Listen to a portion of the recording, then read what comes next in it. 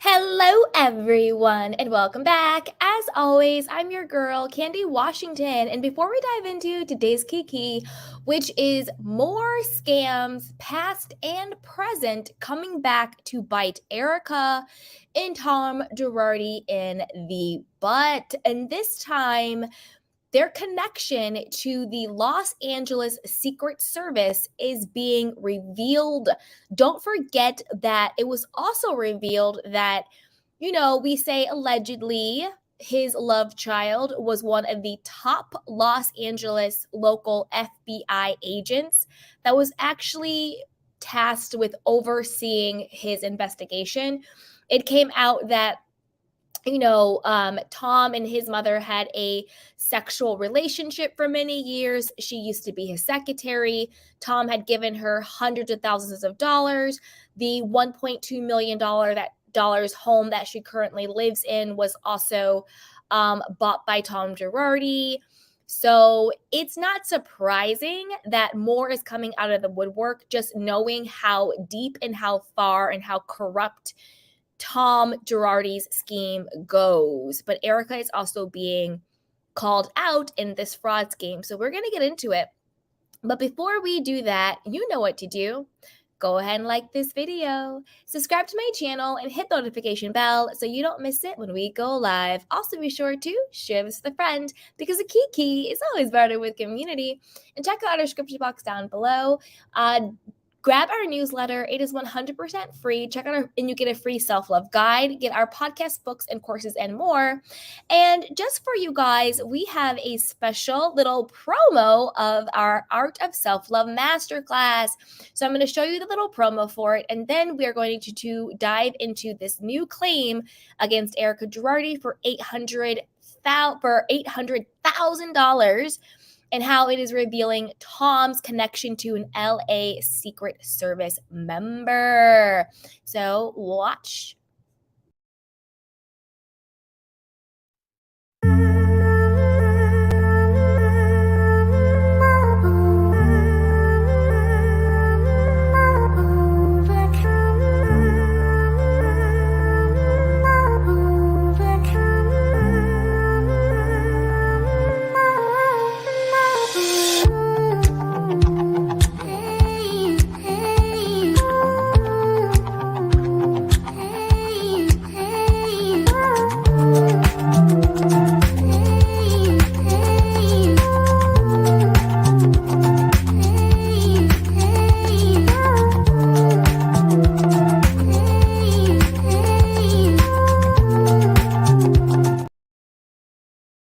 So that was just a little promo for our Art of Self-Love Masterclass. And now let's get into the mess.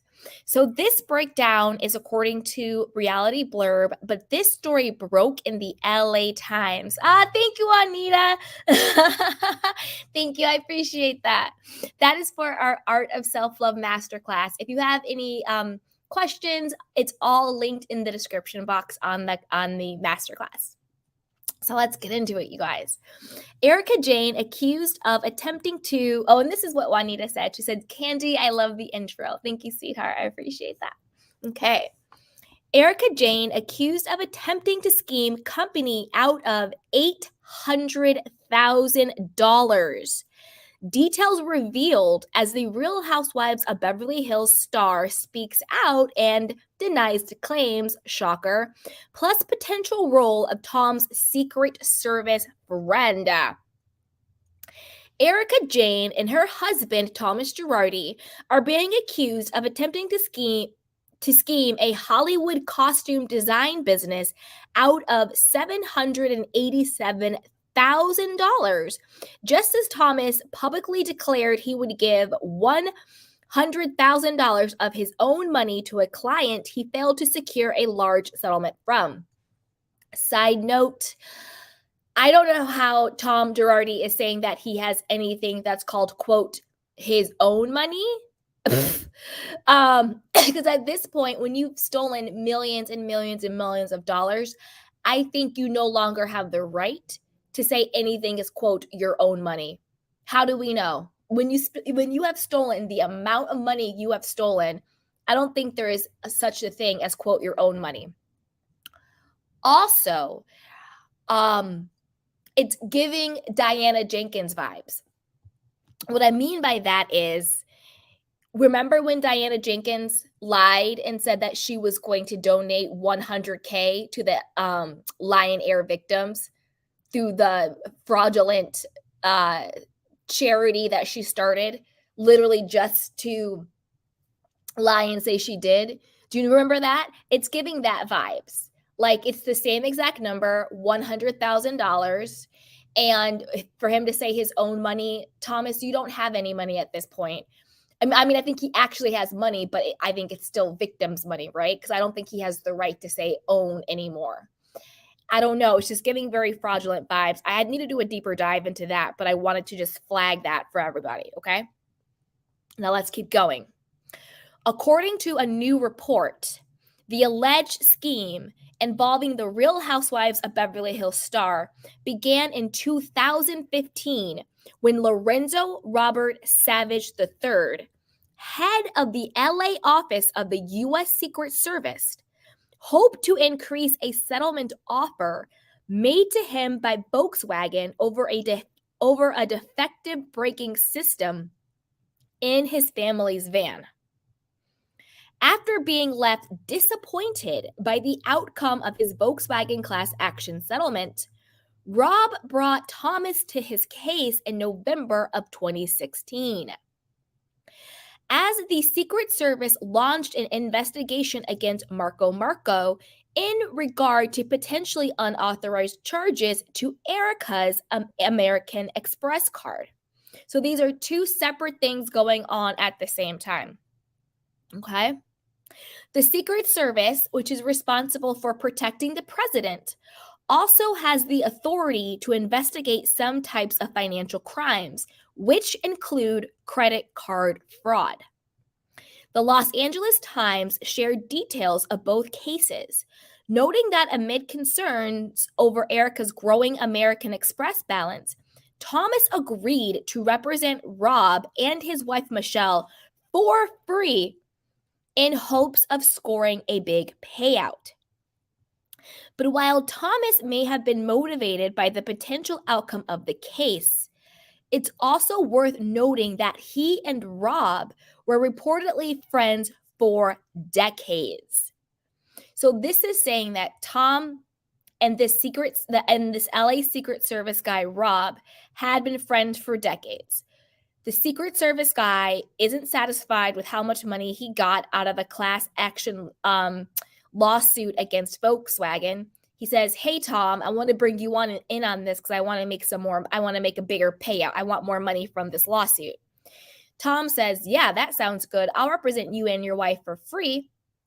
By the way, at the same time, the Secret Service is starting to investigate Erika because of her American Express bill, how out of control it is. They want to investigate if there's some fraud going on. Excuse me. Mind you, that this Robert Savage guy is the head of the LA office of the U.S. Secret Service. Doesn't that remind you of who else was the head of an LA office? Remember when it turned out that the head of the FBI local LA office was the son of Tom Girardi's ex-mistress and secretary? And they look exactly alike, like it might be like a love child situation. He's got friends in high places. But let's keep going. The Los Angeles Times shared details of both cases, noting that amid concerns over Erika's growing American Express balance, we went over that part, sorry. Dun, dun, dun, dun. In addition, Michelle's family had known Thomas for even longer, with two of her relatives interning at Girardi Keys years ago. That's the wife. The wife is Michelle. Michelle is the wife of rhobh. Rhobh is the LA Secret Service guy, one of the heads. During a court appearance in December 2016, a judge expressed frustration with Thomas regarding the Volkswagen case. This whole sequence of events is extremely problematic, U.S. District Judge Hayward S. Gilliam Jr. said. I have a really uneasy feeling about the way this has gone down in terms of respecting and following my orders, and I can't tolerate that. If the court thinks I intentionally did something wrong or tried to do anything inappropriate, that doesn't work for me. So I personally would pay him $100,000, Thomas replied.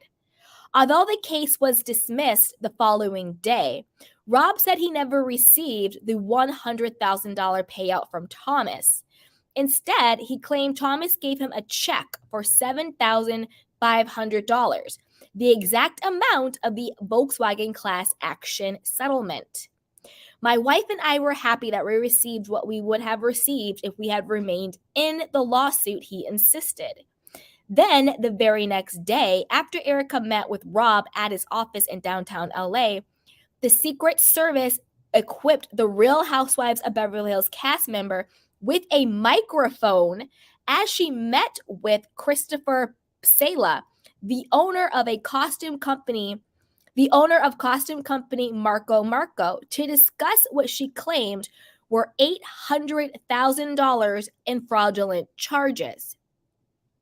As the Times explained, Christopher reportedly acknowledged excess billing of just over $100,000 initially, blaming his bookkeeper and saying he and his partner, designer Marco Marante, take full liability and responsibility. However, after Erika said the amount was $800,000, Christopher changed his tune, saying he didn't know how that could be even possible.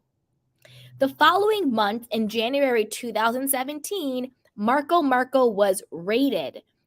And 4 months after that, Christopher, who eventually changed his tune on his bookkeeper, was indicted on 9 counts, including identity theft and wire fraud, as Erika's American Express account received a refund of around $787,000.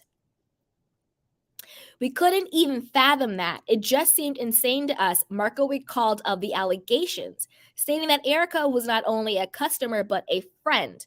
Marco was even featured on an episode of Real Housewives of Beverly Hills. So basically what they're saying happened is this. This guy, rhobh, is the LA, like one of the top LA Secret Service guys, right? He's known Tom for decades. His wife, Michelle, has known Tom for even longer. Her relatives have interned for Girardi Keys.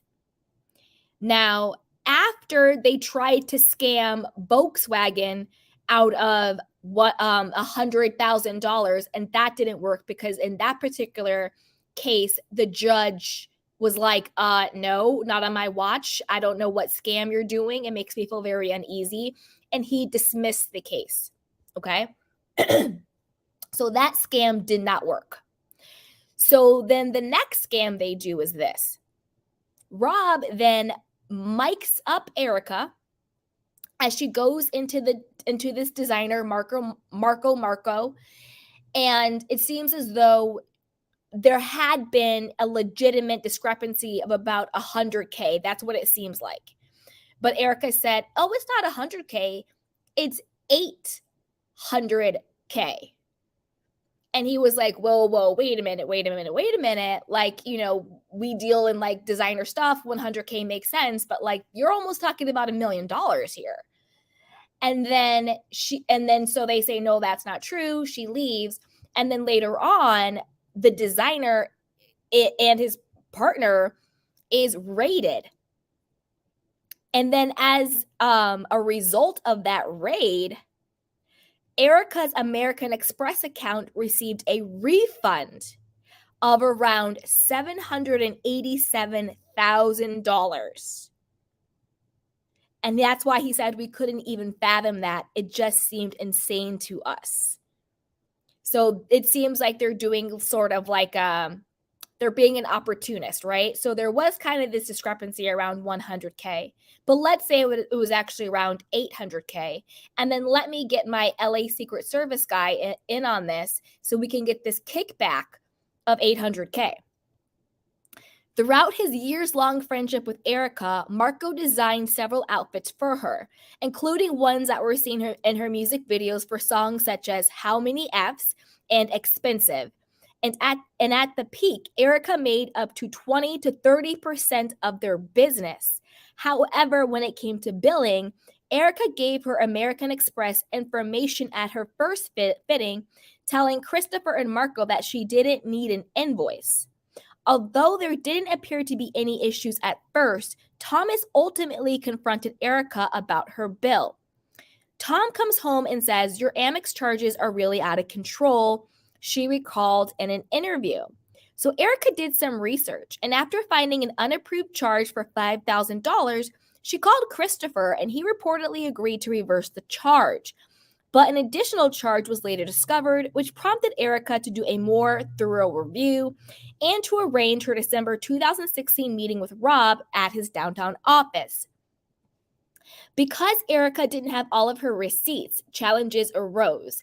And despite his initial admission of guilt, Christopher has since declared that all of the charges to Erika's American Express card were legitimate. Side note, Christopher and Marco, stop lying. Stop lying. This is what I think happened, and let me know what you guys think. I think Christopher and Marco were scamming. I think they were scamming Erika. I do. I think they thought she was, the wife of this super rich, wealthy lawyer. She just puts down the American Express card. I don't even need an invoice. I don't need to see the price tags. Just whatever I want it. And I think they took advantage of that. I think they said, "Hey, listen, you gave me your American Express card. You're not checking the bill. You don't need a receipt. You don't have any paper trail. All right, I'll take 5K here. I'll take a grand here. I'll take 10K here, blah, blah, blah, blah." So I do think they were scamming Erika 100%. And then I think she turned around and scammed them right back. I think they scammed her out of that 100K. And then she got together with rhobh, the LA Secret Service guy, and was like, "Hey, we have him on the hook for the scam for a 100K. How much can we get out of this? How much can we milk this for?"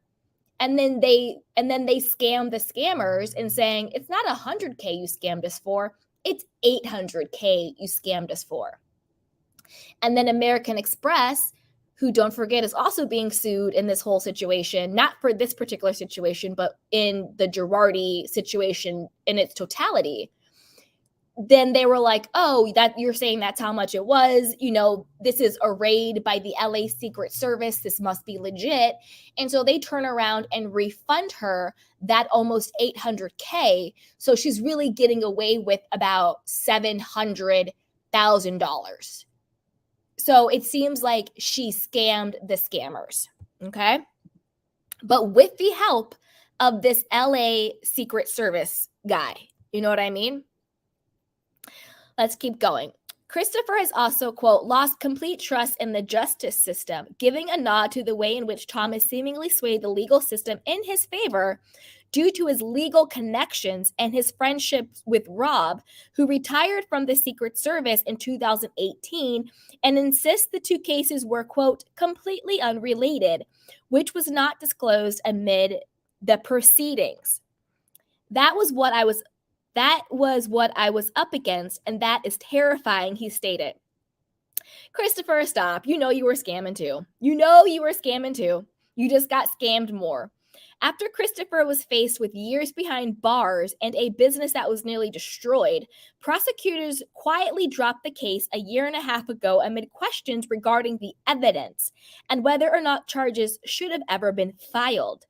Now the indictment against him is being described as a scheme that cost American Express losses in excess of $700,000, even though the counts of fraud were based on charges totaling less than $63,000.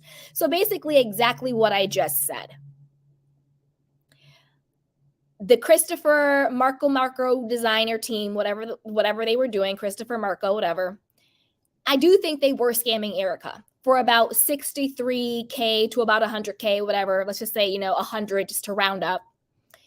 And then they turned around and scammed them for $800K. American Express paid that. So American Express got scammed at about $700K. And I think the reason why they're saying should charges have even been brought, in my mind, I think morally and ethically, yes, they should have charged Christopher because he was scamming Erika. I think Erika and Tom and this rhobh Secret Service guy, they also need to be charged. But let's do one thing at a time. I do think Christopher should have been charged because I think he really was scamming her. Did they have enough evidence because she didn't ask for invoices? She didn't ask for receipts?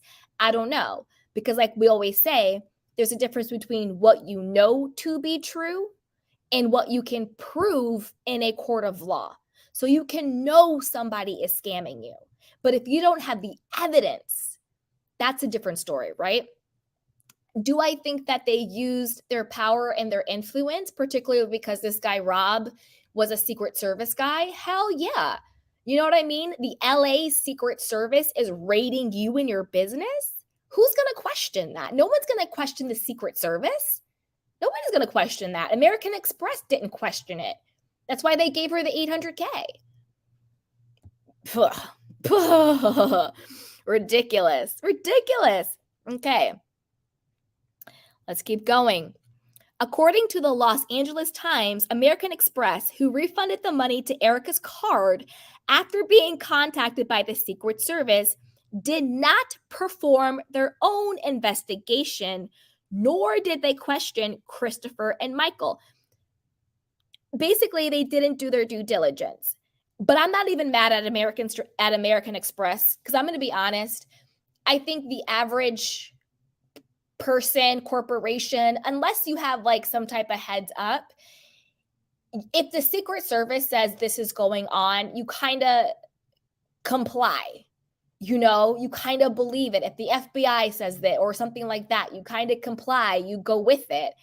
I don't see why they would launch their own investigation if they think, the Secret Service is saying this is what happened, So, yeah, crazy. Let's keep going. Okay. In a statement, a spokesman for American Express said they followed our regular processes and procedures throughout this investigation as we dealt with law enforcement. We did not play any role in the criminal investigation of Mr. Sala or his business other than responding to inquiries from law enforcement. American Express, I believe you on that. To fight back against the potentially unfounded charges against him, Christopher used a payout from his father's life insurance policy to hire a veteran criminal defense attorney who ultimately raised questions about the nature of the case as well as the motivations behind it. Stanley Greenberg, an ex-federal prosecutor, said it was odd that the Secret Service took such a garden variety fraud case. I agree with that. 100%. Sorry, guys. I agree with that because it really is it sounds weird, but it is a garden variety fraud case, right? Rich woman goes to designer, hands over American Express, never looks at the receipt, and they just start making, miscellaneous charges, here and there, and they rack up. It's a pretty average, boring, no-brainer, no fluff fraud. So it is interesting that the Secret Service would be so interested in it. Also, the amount isn't that much, maybe to like, the average Joe, it's like, whoa, 100K, 63K. But to like the Secret Service, to the feds, that's really not that much money. So I don't really know why the Secret Service would get involved other than for the fact that rhobh is friends with Tom Girardi and they saw a way for them to make some quick cash. I'm sure that they gave rhobh, he's retired now, but he was the top LA Secret Service guy. I'm sure they gave him a kickback. He got a percentage of the fraud. They basically got away with $700,000. That's almost $1 million, fraudulent money. And I'm sure he got a kickback for his participation. Also, he's also has shown that he's willing to be a part of a scheme and a fraud and a scam. He was with Tom Girardi trying to scam Volkswagen out of more money, but the judge said, no, the class action suit has settled. You are entitled to $7,500, not the $100,000 that you're trying to get with Thomas Girardi, and it makes me uncomfortable. So clearly he's willing to scheme and fraud. But what I think is funny is that this Christopher and Marco guys, I know they're trying to play like they're the victims here, but to be perfectly honest, they're really not the victims. American Express is really the victim, because unless American Express charged Christopher and Marco with that $800,000, unless they charged it back to them, Christopher and Marco kind of got what they should get for being fraudsters. Your business should be destroyed. You should be facing charges if you are defrauding. And this is the thing. If you were defrauding Erika Jayne, you were probably defrauding other people. Scammers usually don't have just one victim, particularly like white collar crimes and fraud crimes. They usually have multiple victims over multiple years. So this Christopher and Marco designers, I bet you they've been scamming a lot of people. So if I were them, I would shut up and go away before their other clients are like, wait a minute, let me go check my American Express bill. Because Christopher and Marco, you guys are scammers too. Erika Jayne, Tom Girardi, and rhobh in this situation were opportunists. They took the opportunity of your scam to scam you back. That's basically what happened here. You all are scammers. There's no victims in this particular situation, except for, honestly, American Express. All right, let's keep going. The Secret Service just seemed to have a very intimate role in this whole thing, and it included getting money for Tom Girardi and not bothering to question one of the main witnesses, he noted, signaling to Marco. Everything just reeks of the fact that they were doing some kind of favor. And after Christopher provided evidence he claimed proved the legitimacy of 100 disputed charges, Stanley, quote, realized there wasn't a discrepancy at all and reached the point where he wasn't going to let Christopher plead guilty. See, the reason why I'm kind of suspect on that is because it already said that Christopher had already admitted to the fraud. And then when he realized that he was being defrauded, then he tried to backtrack. Anyway, although Stanley planned to call Thomas and Erika to the stand as witnesses, his subpoenas were quickly met with a call from the prosecutor on the case, who told him the charges were being dismissed. She said, "We took another look at the case," he said. In a statement, a spokesman for the U.S. Attorney's Office in LA addressed possible lapses on the part of the Secret Service. "We ultimately determined that law enforcement evidence preservation issues undermined our ability to prosecute the case in the interest of justice-supported dismissal," the statement said. Basically, Christopher and Marco, yeah, they're guilty. However, there's a bigger fraud, there's a bigger scam, there's a bigger scheme going on, and it's going to expose the fact that the Secret Service was in on it. And by Secret Service, I don't mean the Secret Service in its totality. I mean this rhobh guy who was who was a LA Secret Service person.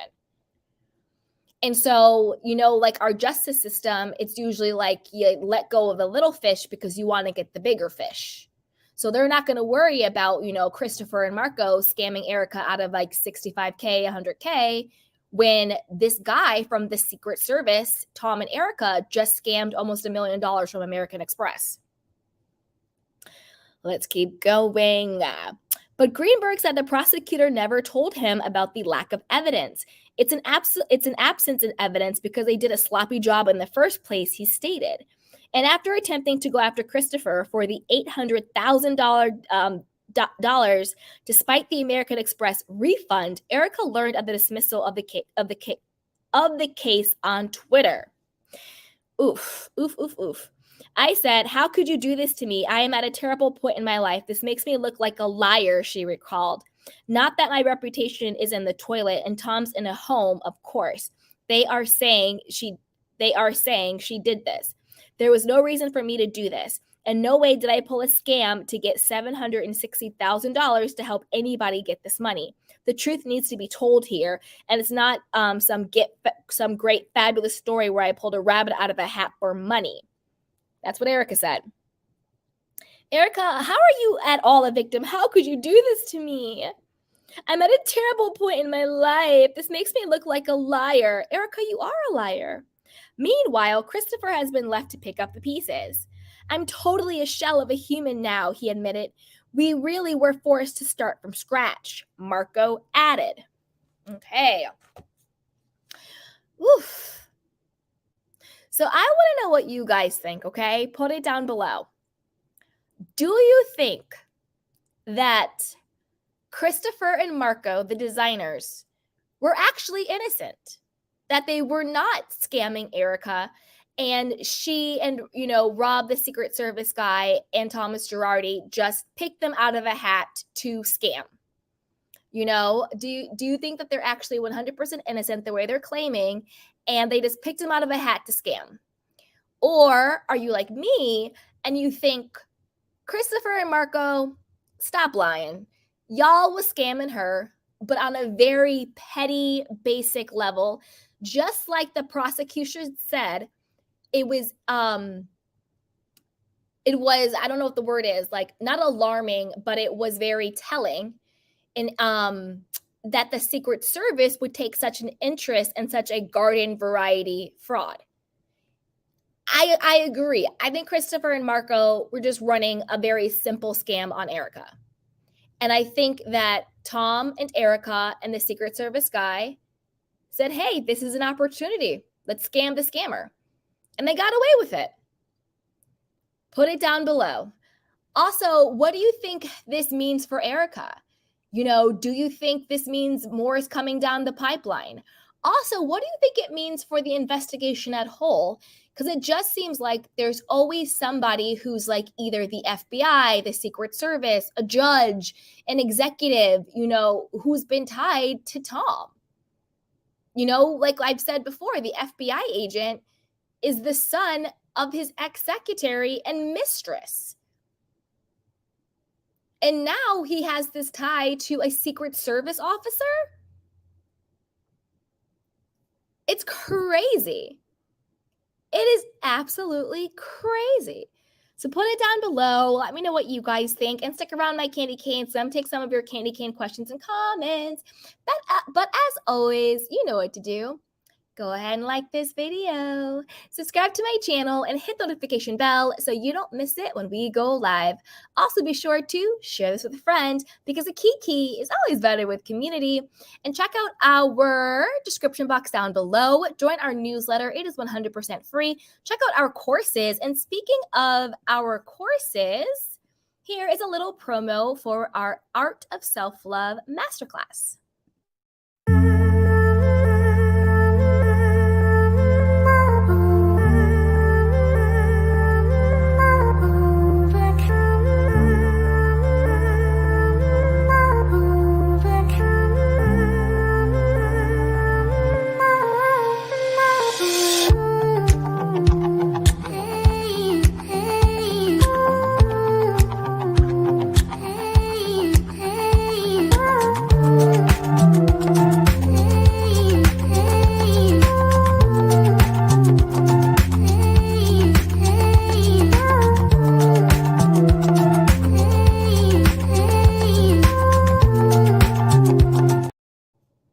All right, now let's take your candy cane questions and comments.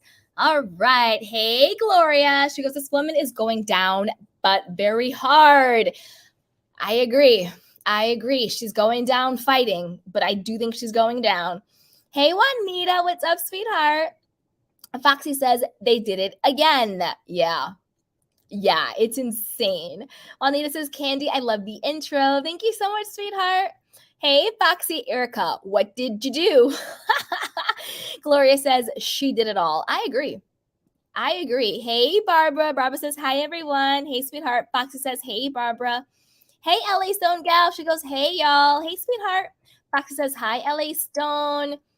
LA Stone says, hey, Foxy. Gloria says, hey, Erika, not even patting your puss is going to get you out of this. It's really not. It's really, really not. Like, it's crazy.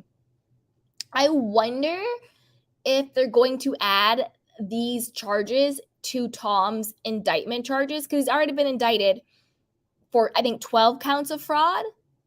I wonder if they're going to add this, and I wonder if they're going to indict Erika over this. You know? Who knows? Foxy says, so Erika was in that mess too. She wore a wire. So she was complicit into the schemes and the scams.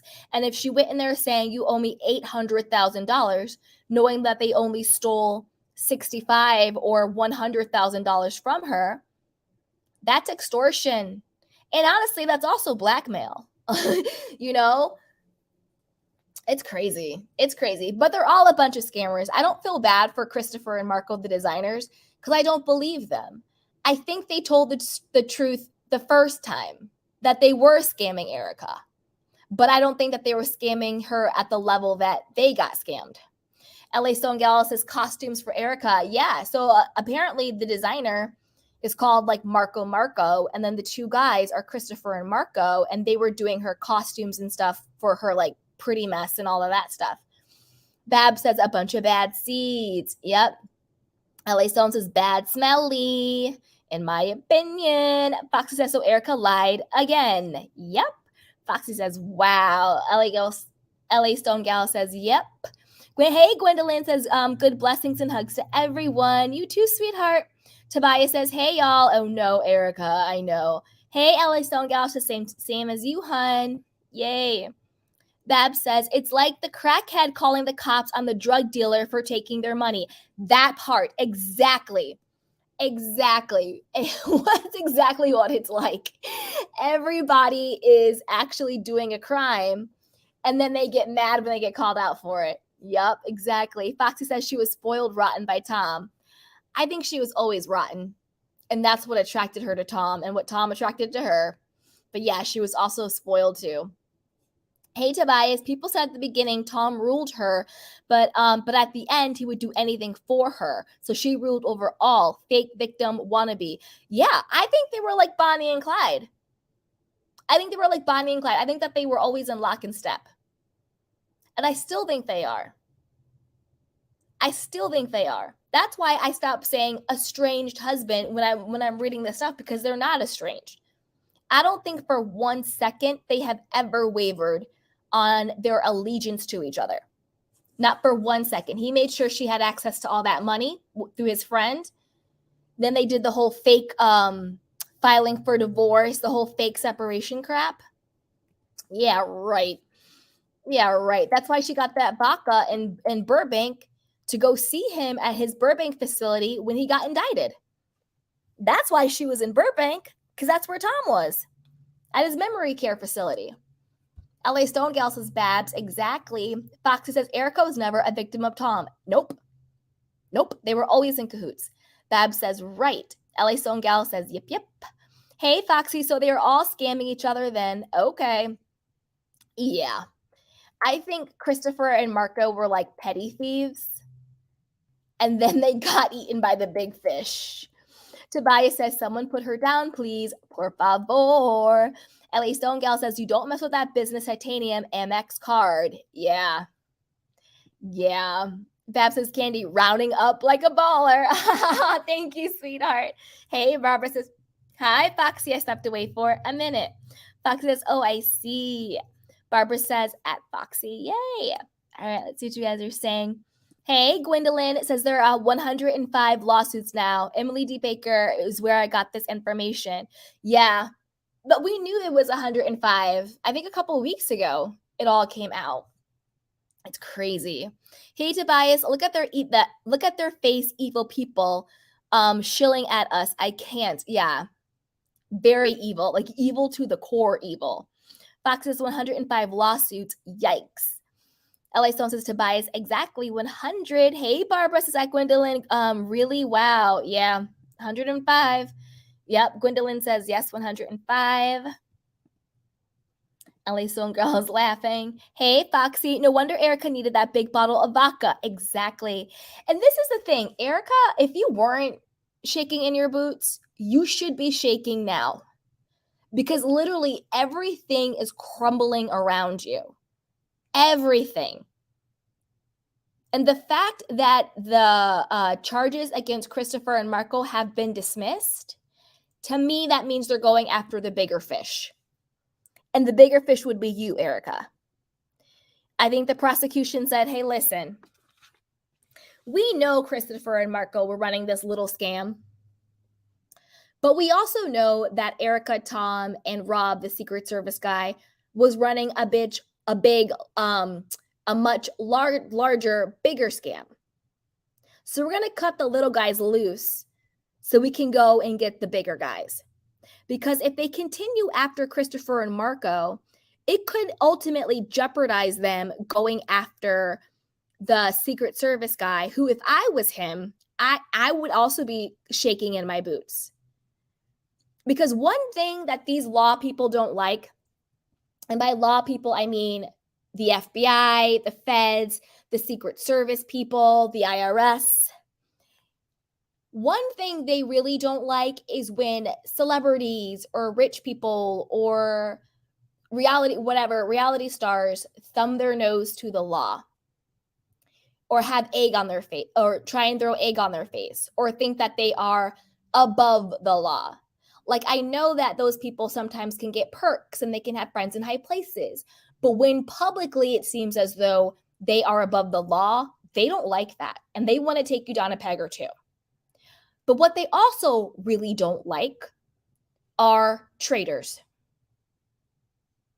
Think about like military people, FBI people, like that type of world where loyalty and the integrity of the office is everything. You know, we might be like, oh, FBI is shady. Oh, this is shady. But the people in it who aren't shady, they take the integrity of like their office to heart. That's why they don't like it when there's egg on their face. That's why they don't like it when people thumb their nose to the law. That's why they don't like traitors. So if I was Rhobh, this Secret Service guy, I would be concerned. I would be concerned because now they are publicly outing you, your name, and your involvement in both cases, not just the Christopher and Marco case when they stole the $800K from American Express, but you're also being outed when you tried to extort Volkswagen and the judge said no and dismissed the case.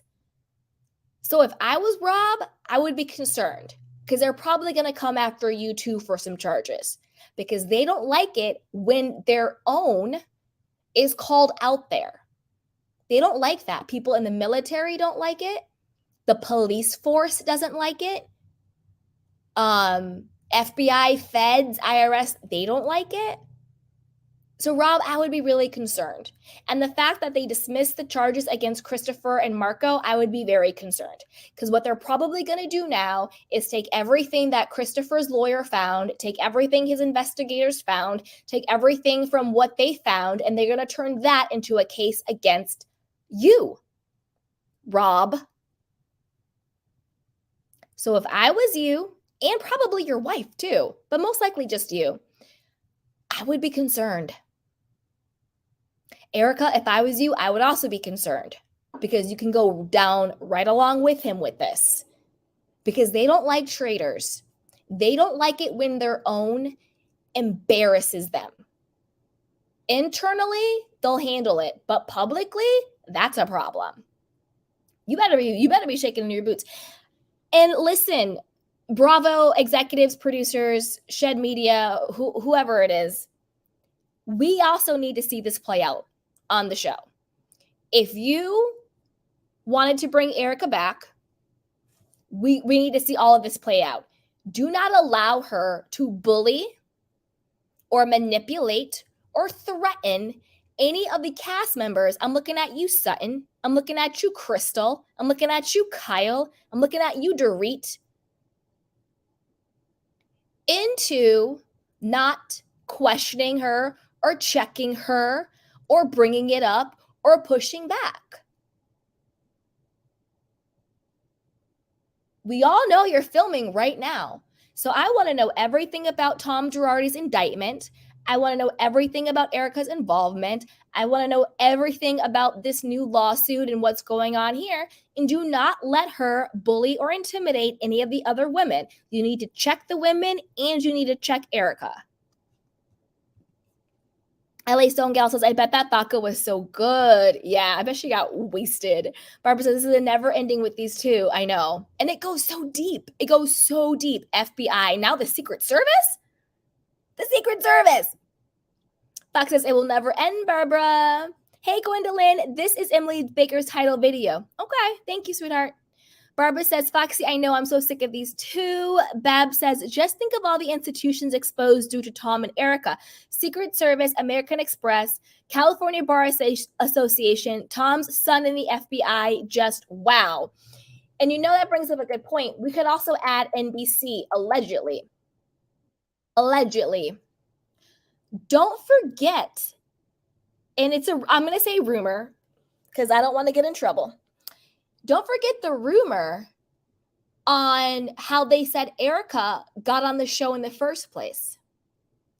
There was a rumor out that there is these two producers who were shopping around a TV show about ghosts or something like that. Some like docuseries, reality series, whatever the heck, about ghost hunters or something like that. They pitched it to NBC Universal, which we know owns Bravo. NBC Universal allegedly was like, oh, thanks, but we'll pass. And then these two producers were flipping on the TV and they see their show on an NBC-owned network. And they're like, this is our show. They stole our idea. Unfortunately, this happens every single day where people's ideas and concepts and stories and shows and designs are stolen. Unfortunately, it happens all the time. It's really sick and it's really sad where, you know, the big networks or the big artists or the big people will steal from the smaller people and thinking that they don't have the money or the means, you know, to do anything about it. Allegedly, these two producers went to Tom Girardi and was like, hey, can you represent us in this copyright intellectual property suit against NBC? He's like, yeah, sure, I will. He takes the case. And then he goes, hey, NBC, so I got this case against you guys for copyright and intellectual property infringement. But you know what? I'll make this go away if you give my wife Erika a spot on the Real Housewives of Beverly Hills. You scratch my back, I'll scratch yours. Word on the street, all of a sudden, that little lawsuit just happened to go away. And Erika was on the Real Housewives of Beverly Hills. Now, those two producers thought, oh, you know, our lawsuit wasn't strong enough. Tom really never explained why it went away. And then all of a sudden they saw, you know, Erika on the Real Housewives of Beverly Hills.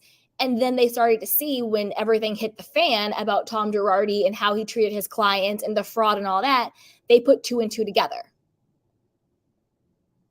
And given the story we just heard about, how he, you know, has, you know, Secret Service friends, you scratch my back, I'll scratch yours, which is basically what happened in this situation. You know, Rhobh, the Secret Service guy, said, hey, Tom, come scratch my back. I got this case against Volkswagen. Come represent me. Let's get some more money out of them. But in that case, the judge said, no, I see what you guys are doing. And then Tom said, hey, Rhobh, come scratch my back. You know, I got these two fools, Christopher and Marco, you know, they're scamming Erika out of like 5K here, 10K here. But, you know, this is an opportunity for a bigger scam. You got your Secret Service badge? Let's go get them. So, I mean, it's a pattern. It's a pattern. Gloria says, lock them up. Foxy says, me too, Barbara. I can't stand them fraudsters either. Fox says, Barbara, I meant yes. Hey, Barbara says, at Foxy, I don't think I can look at Erika this season. I can only look at her if they are getting her. And I need them to like get her. LA Stone Gal says, do you all remember when each time that Erika, was performing in LA somewhere and she never did a sound test, and when she came on, all her voice was, the microphone was shut off? Oh yeah, it was all auto-tune. It was very Ashley Simpson SNL. She would go on and they would roll a tape, and then she'd stand up there looking funky and gross. Gwendolyn says, me too, Barbara. I just want all of them to go to jail. Yes, Gwendolyn, yes. Hey, Gloria, they all criminals. Throw the book at them. I agree. Bab says, I wonder how this reverberates with other designers. No one will want to be connected to Erika. She's been wearing Alexander Lane and she just walked in the Kenzo show. Ridiculous. I mean, if I was a designer or any type of consumer brand, I wouldn't want to be at her at all. She got dropped by Fenty. Rihanna dropped her. Remember, she used to be a Fenty ambassador and Rihanna used to love her. But then once everything came out, Rihanna dropped her. Good on Rihanna. Foxy says, me either, Barbara. I will just skip her parts, just like I did last season. She makes me sick. LA Stone Gal says, also when Erika was on Broadway and she only did like 3 months and all got canceled because of the pandemic. Yep. Hey, Gwendolyn says, yes, LA Stone Gal, I remember that. Hey, Barbara, at Gwendolyn, it looks like they're going to get away with this. I don't think they are. It looks like they're not going to get away with it. All signs point to all of the walls are keeping it on them. That's what it all points to. Hey, LA Song Girl. So it looks like God didn't want her to perform. Fox says, oh, please, Erika, you're the biggest liar of them all. LA Song Girl says, Erika only had gigs at 3 a.m. for a bunch of gay guys. Shout out to all the gay guys. We love you. Shout out. We love you guys. Shout out to everybody. LA Song Girl says, Erika was so fat and she couldn't even sing or dance. Oh, no. Not so fat, you guys. LA Song Gal says, all those outfits for Erika. Hey, Gwendolyn at Barbara, pray that they don't go free. Oh, the real side. I agree with you. I have many unrealistic dreams sometimes. I don't think they're going to get away with it. This is pointing to all signs that they're going to be. I mean, he's indicted. And I think she's about to be. All signs actually point to them going down for this stuff. That's why they dismissed the charges against Christopher and Marco. Hey, Bab, seriously, you really need to level up on justice for the likes of Toms and Erikas of the world, like bringing back stoning or lion fights, getting biblical stoning or lion fights. Oh, no. Oh, no. LA Sun says, oh, no, carbs. LA Stone Gal says, if I were the law, I'd take her passport away now. Gwendolyn says, my ADHD was enjoying the music. Ah! Yay. Aw, thank you. Foxy says, Erika's reputation must be down the gutter by now in Hollyweird. This is the thing. Maybe, maybe not, because I think for normal people, and by normal, I mean like everyday people, and also normal people in Hollywood, yeah, they're totally disgusted by her. But you also have the people who are still Erika Jayne supporters. It's not me, obviously. But for example, you have Candace from the Real Housewives of Potomac was out here the other day still supporting Erika after all of this, saying that she wanted to, quote, make music with her. Girl, bye. Get your Kenya mini me out of here, okay?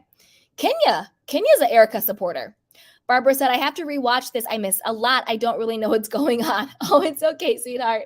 Hey, Lisa says, hi, Candy and all from London. Yay, the UK. Thank God it's Friday. Just joined. Did I miss much? Aw, happy Friday. I don't know when you joined because I was just ranting and raving. So I'm sure you'll catch up or just catch the replay. But welcome and happy Friday. Gloria says they are born criminals. I agree. LA Stone Girl says no, Lisa. Gloria says you're scamming scammers. That part. Hey, Blue Pixie, who gonna design her orange suit? She will need one. Yeah, I think she's going down. And I honestly think they're timing it to arrest her on camera. That's my prediction. Either this season or next, if she makes it to another season after this one. Gloria says hello from, Maria says hello from London. Hi, Maria. How are you? Gloria says, I'm so tired of seeing Erika on my screen. Oh, no. Hey, Lord Karma. What's up, sweetheart? He says, hi, Candy, LOL. Hey, Lord Karma. LA Stone Gal says, I think Tom is very needy and is telling Erika that they will be free. But if I was with Erika, I would be out on a jet. Listen, I would have been out. If I was Erika, I would have bounced anywhere between August and December 2020. December is pushing it. I would have bounced anywhere between August, October 2020. This is what I would have done if I was Erika. I would have got that Wells Fargo account in Florida set up that Tom got for her through his friend Jim. I would have, like, what do you call it? Is it liquidate? I would have liquidated the account. I don't know. I would have cleaned the account out. Every single dime, nickel, and penny. I would have got fake passports. I would have changed my look. I would have gotten a jet, and I'd be out. Any country that does not extradite back to the U.S., and that's where I would have been. I wouldn't have been patting a puss on Bravo. I wouldn't have been trying to kiss up and be a pygmy to Lisa Rinna. I wouldn't have been yelling and fighting with Sutton. I wouldn't be putting down Garcelle. I wouldn't be yelling at children. I wouldn't be popping pills and getting wasted on television. I wouldn't be doing any of that. I would have been out. Bye-bye. And the problem is now she's probably under surveillance. And she still could flee, but I think it would probably take a lot more effort now, given that Tom is now actually indicted. And she's probably next. And also now that she has all these lawsuits against her. How many lawsuits have been filed against Erika in the last 3 years? I would have been out. You can't find me. You can't serve me. I would have been out. But it's that fame. I actually think it's two things with Erika. I think she's dumb for love because I do think she loves Tom. I do. I think she stayed for him. And I think she stayed because of that ego and that narcissism and that hubris. She thought that they would get away with it. She would act like they're getting a divorce. He would act like he had dementia, and it would all go away. No one the wiser. It'd be a couple of headlines, and then it'd be over, and she'd be back to her life as usual. That's what I think Erika actually thought. And why wouldn't she think that? They have friends in the Secret Service. They have friends in the FBI. They have friends all over. Why wouldn't they get away with it? They've gotten away with this entire time. They have friends at the California State Bar. Their judges are friends. Politicians are friends. They literally had somebody in the Secret Service in their back pocket.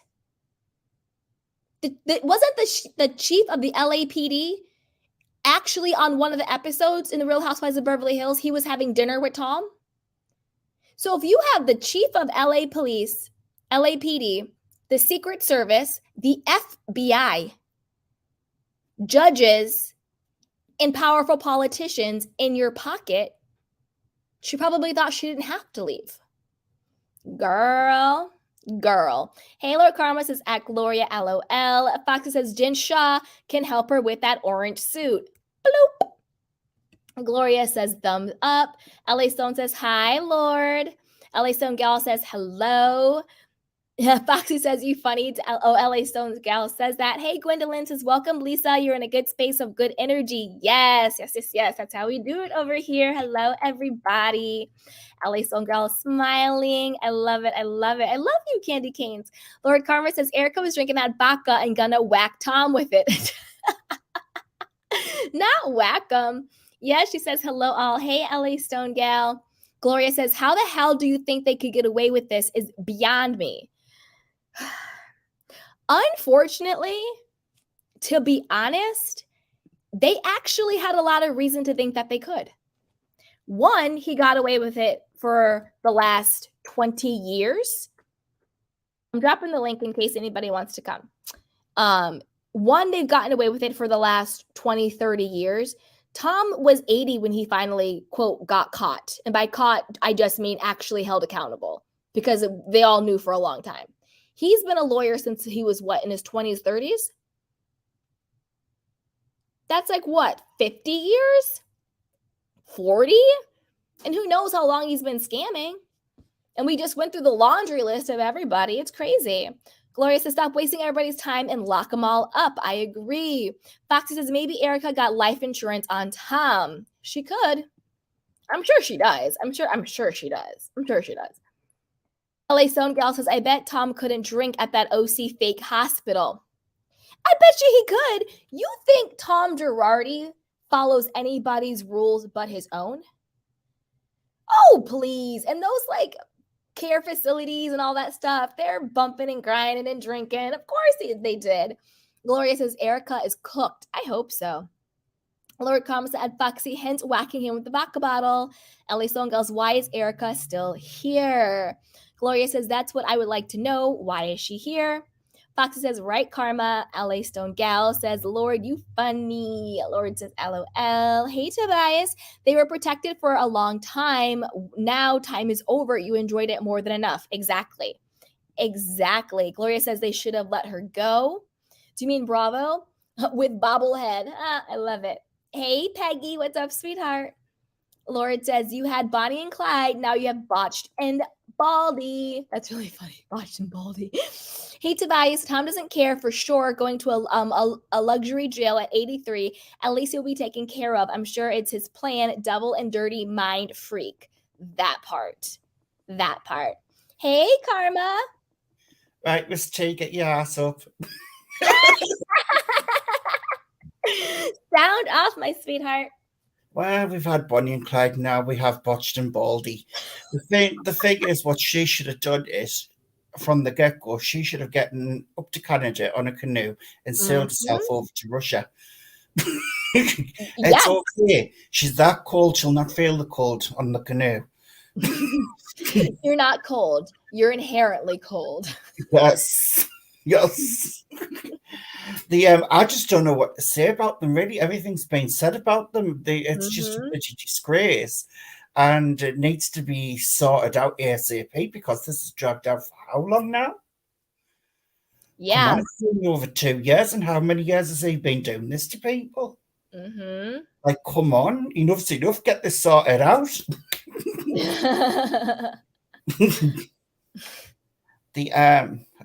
Honestly, I don't think she should be on Bravo at all. I think Bravo is shady for doing that to the people who have been involved in that kind of and been affected by her husband and her behaviour, and her bragging about how much money she spent on all those people and missed out on that money. I'm just like, this is disgusting. Like, and Bravo was airing it. Oh no, so bad. Yeah. Hey, Miss T.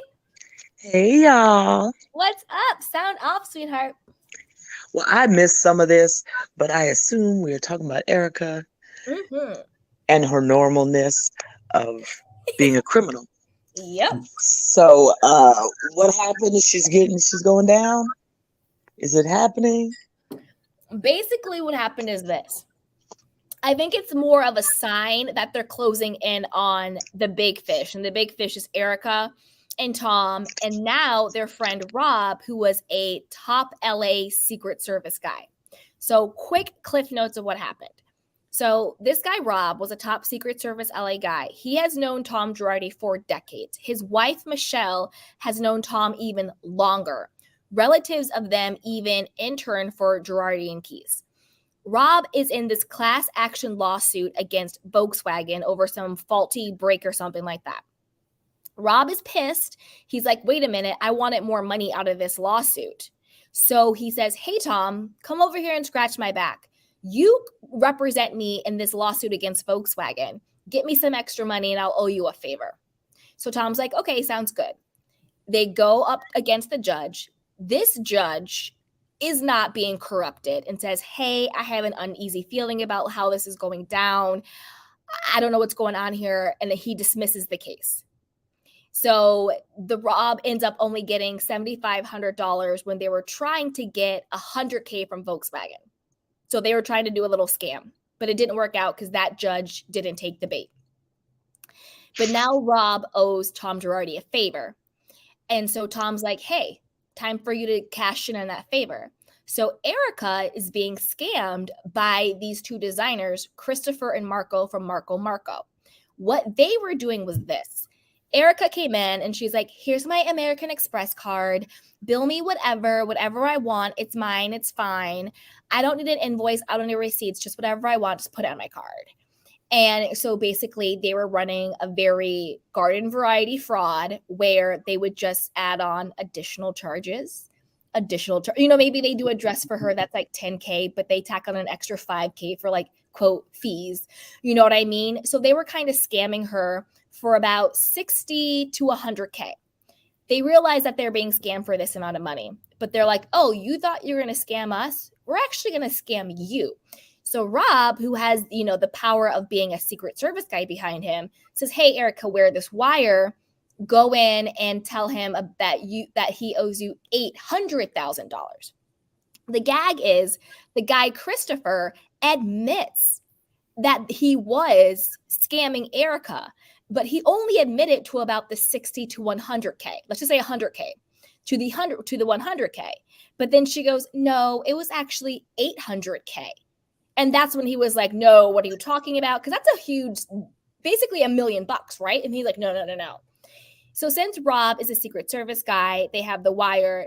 Then they go to American Express and says, hey, Erika's been scammed out of $800,000. American Express, since it's the Secret Service coming to you and saying this is what happened, refunds Erika $800,000. And then Christopher is now being charged, obviously, with fraud. So what they did was they scammed Christopher and American Express out of about $700,000. They scammed the scammer and they scammed American Express. Now, how did they get away with that though? Because one, you need receipts to show how much they've been spending, and like a receipt for everything, every item and stuff like that. Wouldn't American Express ask for that, wanting the receipts?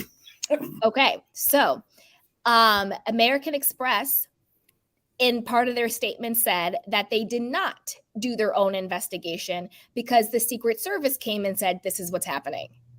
And I honestly don't blame American Express for that, because to be honest, if the Secret Service knocked on my door and said, this is what's happening, I would probably be like, holy crap, right? Is saying this. So I don't think American Express thought that someone from the Secret Service was going to be scamming them. And he's a legitimate Secret Service person. It's not like a fraudster pretending to be somebody from the Secret Service. He is actually a Secret Service person. So the reason why they are now dropping the charges on Christopher, even though I do think he did do that fraud for the 100K, but because they did have a lack of evidence. Because again, don't forget, Erika was like, here's my card, charge whatever you want. I don't need to be invoiced or anything like that. So it was really hard to track, because it's hard to say, was this legitimate or was this not legitimate? Because you guys there was no paper trail. There was no receipts. You know what I mean? And so that's why they dropped the charges against Christopher. But I also think they dropped the charges against Christopher because they probably want to go for the bigger fish, which would be rhobh, the now retired Secret Service agent, for misusing his, is it a badge? I don't know, his title, his office, for misusing that.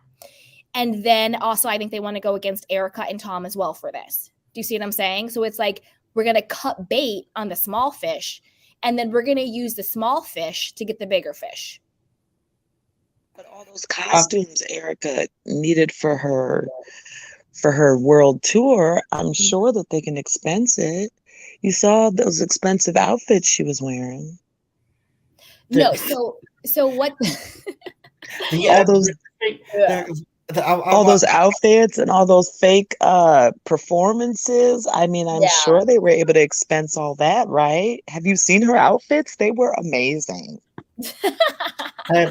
The thing, what I think should really happen here is, because he's that corrupt in the law and knows practically nearly everyone, I would get someone that has no ties to him whatsoever from a different country to judge this case and have other people involved who do not know this man, has no ties with him. That will never happen in America. We would Yeah, never. but it we would should. It never, should. No, It it should. shouldn't. No, it shouldn't. I don't think that we would ever get somebody from a different country Because this man is so corrupt. Wait, hold on. and We would his never. ties. We would never get somebody from another country to exert jurisdiction under our American law.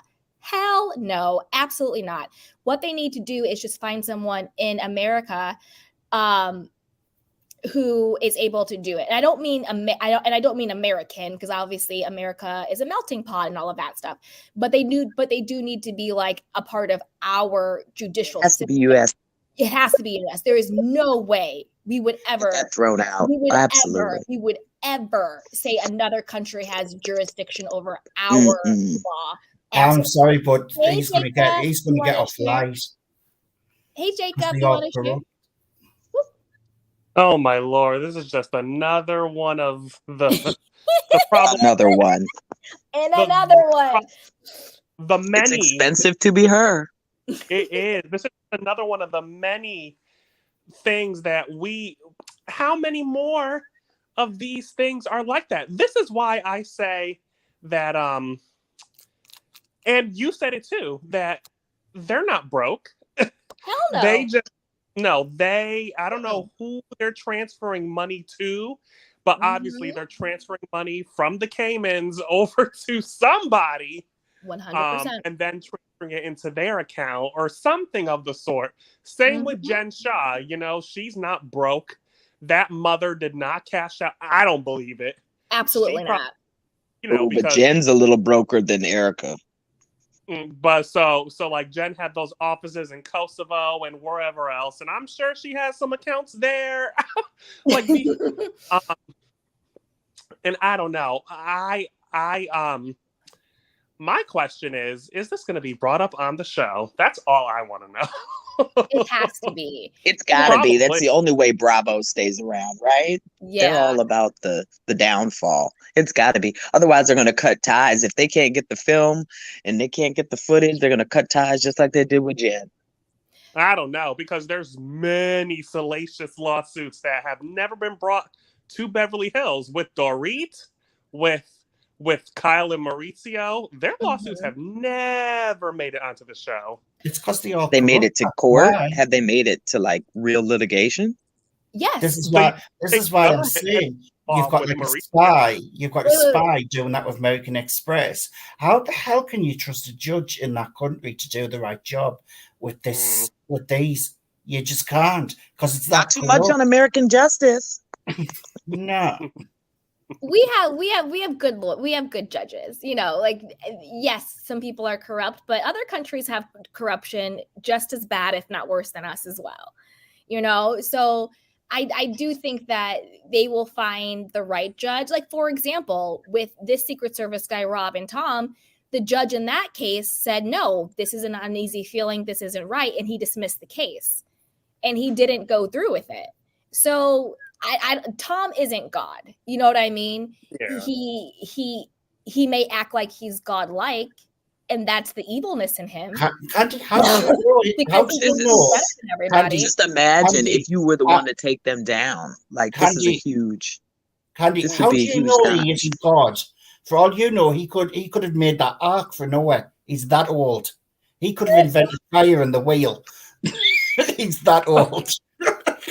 I don't know. But I definitely think somebody who's really about justice would love to have this on their roster. If you could bring Tom Girardi down, are you kidding me? Oh, there are plenty. Exactly. There are plenty. I don't know. It's I've been watching. I mean, only a few trials, because you know how state level trials are allowed to be live streamed.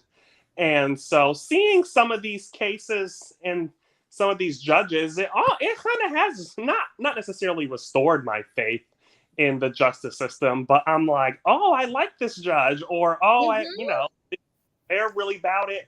and then I'll research them a little bit and see some of their other court rulings, and I'm like, okay, it's like most of these judges are normal and do it kind of, correct, or at least, aren't defrauding people out of. Honestly, how much has Tom gotten away with? Probably in what, the 10 figures at this point, maybe even more. Yeah, I think it's one of the biggest, if not the biggest, like fraud Ponzi scheme in the state of California's history. Right. Well, they filed bankrupt. Well, I'm sorry. It's not that they filed bankruptcy for 101 million, but I think it was estimated that was the amount that the law firm owed out. Right. 100. Right. So yeah. that filed bankruptcy for 101 million, I think. Mm-hmm. Because that's what you're saying. Mm-hmm. Yeah, and that's like, quote unquote actual legal, like, correct charges. I'm not talking about fraud yet. Like, Brooks Marks will make the tracksuit. Yeah. I'm telling you, Brooks Marks will have a massive line now. Jen's in the nick. Erika's going down. He's going to be orange. His color. He's going to be making money. He only does black well. It put a bit bling on it to keep them right, because they both like a bit bling. I think Camille is potentially making some type of comeback. I guess she's been tweeting, and the blogs have picked it up, and people again are like, "Oh, Camille, you got to come back. You got to come back, because we know that she'll quickly bring this up." I think it's good. And honestly, Camille should probably thank Brandi for that. Because if you think about it, both Brandi and Camille were on the Real Housewives Ultimate Girls Trip, which, as we all know, are basically Bravo's tryouts. And Brandi messed up and got herself kicked off and fired. And word on the street was that Brandi was supposed to come back to Beverly Hills sort of more in like a friend of role. But I bet you, since they're no longer going to bring Brandi back because she was so problematic, I bet you that freed up Camille, because they were probably seeing Brandi or Camille. Because I don't think they would have brought both of them back. What's the situation with Lisa Vanderpump then? I mean, I wish she was coming back, but who knows? Vanderpump's Rules just kicked off. And it is doing amazing, so she needs to stay right there. Yeah. And make them want her. But I would do some friend. I would pop up with Garcelle a couple times. Yeah. I would snub Kyle a couple times. Exactly. Oh, yeah, it could be a great season. I would stick it to Erika a couple times. Like, I want Vanderpump to come back either full-time Diamond or doing just like epic cameos. But I don't think she would ever be like a friend of, you know what I mean? But she would come back and just like slay an event or slay a dinner or like pop up at something and just I would like to see that. Her pop up here and there, shake some feathers up, but not have to share too much just to make them scared. I'm telling you something now. Rinna played dirty with Vanderpump, and she was so stupid. She should have wound her neck in and kept her mouth clean, and it would have been a different scenario than what she played like, because everyone looked at Rinna and said, Rinna and Kyle are just evil little bitches. And that was it. Yeah. And they've never been liked ever since. It's true. And it took Bravo a couple years to catch up to us, because to be honest, when they did the whole LVP thing and the hashtag Real Housewives of Beverly Hills Mean Girls came out, that was really, even though Lisa Rinna had done a lot of dirt, I think that was really the beginning of the end for her. And it just took Bravo a couple of years to catch up to what we wanted, because ever since then, we were not feeling vile Kyle, goodbye Kyle, in evil rat Rinna. After that, we were just done. It just took Bravo a couple of years to catch up to where we were. Think about how Andy Cohen is so tone deaf and not tuned and tapped in to what we think.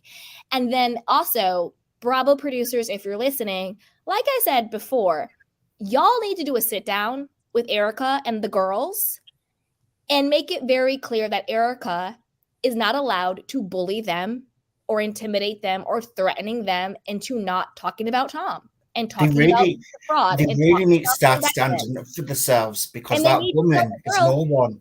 And they need to tell the girls, do your job and don't be intimidated and don't do any of that. If Sutton sits around this season like a wallflower anytime Erika's around and not standing up for herself or saying something, I'm done with Sutton.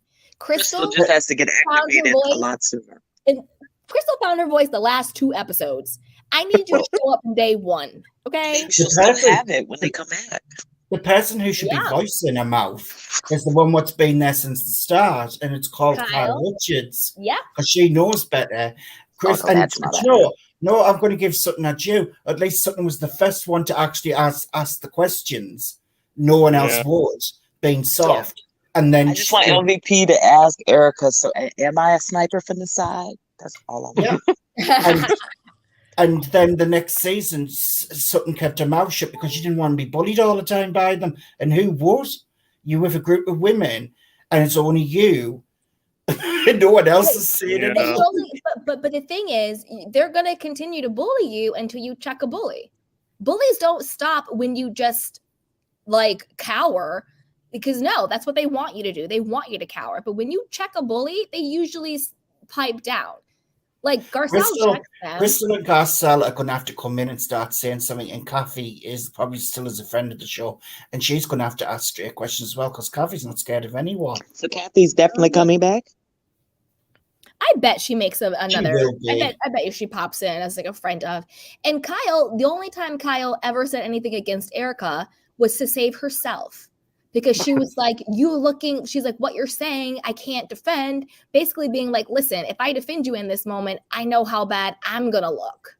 Because she was really good at playing dumb. Erika's my friend. She's always been good to me. I don't know. I think she didn't know. Wah. But when Erika mask dropped in Aspen and she lost her mind and was like, the only person I give a damn about myself, the alleged victims, Kyle was like, I can't defend you because this is going to make me look bad. That was the only time she ever said anything to Erika about the situation. And Kyle still now, I don't know about after the indictment or after this stuff, but a couple weeks ago was saying she was still going to stand by Erika and Erika was her friend. Well, because she knows that Erika is going to try to bring up their lawsuits on camera. And Kyle doesn't want that. That's why Dorit mums the word too. Yep. This is what I meant. They all shady. They all just try to protect themselves, and they're scared in case they look bad in front of the audience. Mm-hmm. When are they going to be real? I think so. Garcelle is going to say something. I don't see her saying anything. She doesn't really. Garcelle says the odd word, that's it. Like you make yourself look stupid or whatever. But that's not really telling us straight. These women need to just be like, because look at, you've got like the likes of New Jersey and you had like the likes of Bethany in New York, where they just confront them straight away and get it out the way and over and done with. But on Beverly Hills, it's like everyone's scared to mention anything in case she explodes and goes into revolt. But you know what? But you know what? That's how the West Coast is. Mm-hmm. It's much less to your face and much more not necessarily schemy, but kind of tiptoeing and kind of like, what about this? East Coast people. Yeah, because Orange County did the same. We are loud. We are crazy. We are probably, that's why everyone says that we're mean. But it's just much more direct. I've noticed, like I've only been to LA a few times and I'm like, oh, what the heck? Like, it's just a little different. So that's why, like, the arguments even, on New York or New Jersey, it's very different than Beverly Hills. It's a very different type of speaking. They talk so slow on Beverly Hills. It bothers me because I'm just not do it. I'm like, talk faster, you guys. They're just such different people. It's crazy. It's the even with Miami, they just come out with it and resolve it within the same bloody episode. These are like a pressure cooker where it's just building up all season long, and they all like scared of each other. It's just like Erika is no one. She married a scam man, and I she's a think they have scam a woman pact. herself. I think they have a pact. At least in past seasons, it was clear to me that there was a little bit of a pact to not bring up actual lawsuits. Because there was that one reunion where I can't remember if it was season 9 or 10 when Andy literally went around the whole room and said, "Oh, a viewer question. Kyle, we're not talking about the Mauricio suit. Dorit, we're not talking about the PK and the Dorit alleged fraud in this." And they were all just like zipped lips. And I was like, because none of them are going to ever bring it up except Erika potentially this season. I think she's going to bring up. I think this season's going to be a hot mess for everybody.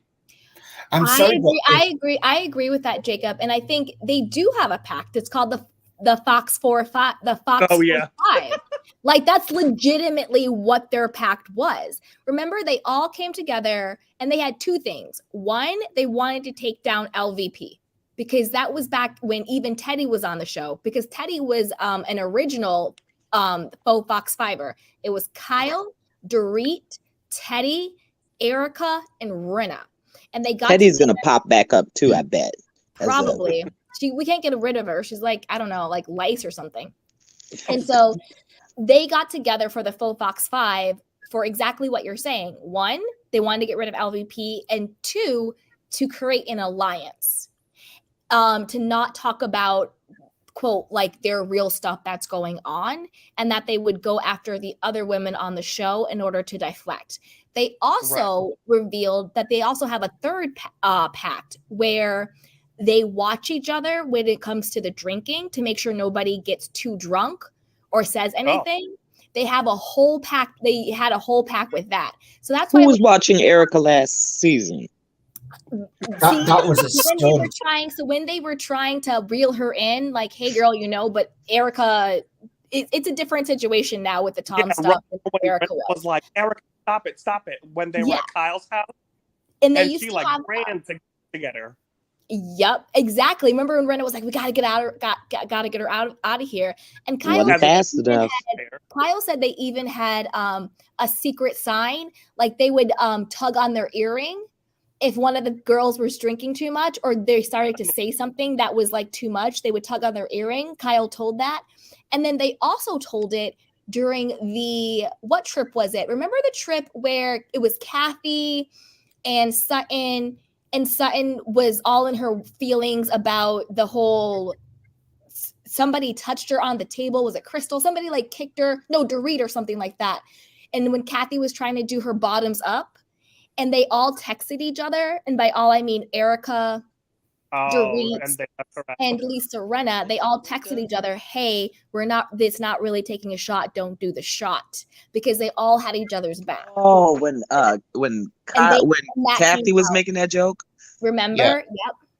Yep. Oh my! It all came out. It all came out. Yeah. And then that's when I was like, okay, the surface group was Kyle, Dorit, Lisa, Erika, Teddy when Teddy was there. But the real core group was the three people who actually covered each other, which was Dorit, Erika, and Rinna.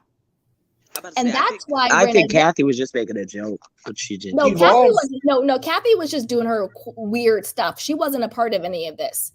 Basically, Kathy was doing the joke like, oh, bottoms up, take the shot. And like she was going to drink the whole thing and take the shot. But they texted each other being like, we're not really taking the shot. Don't take it.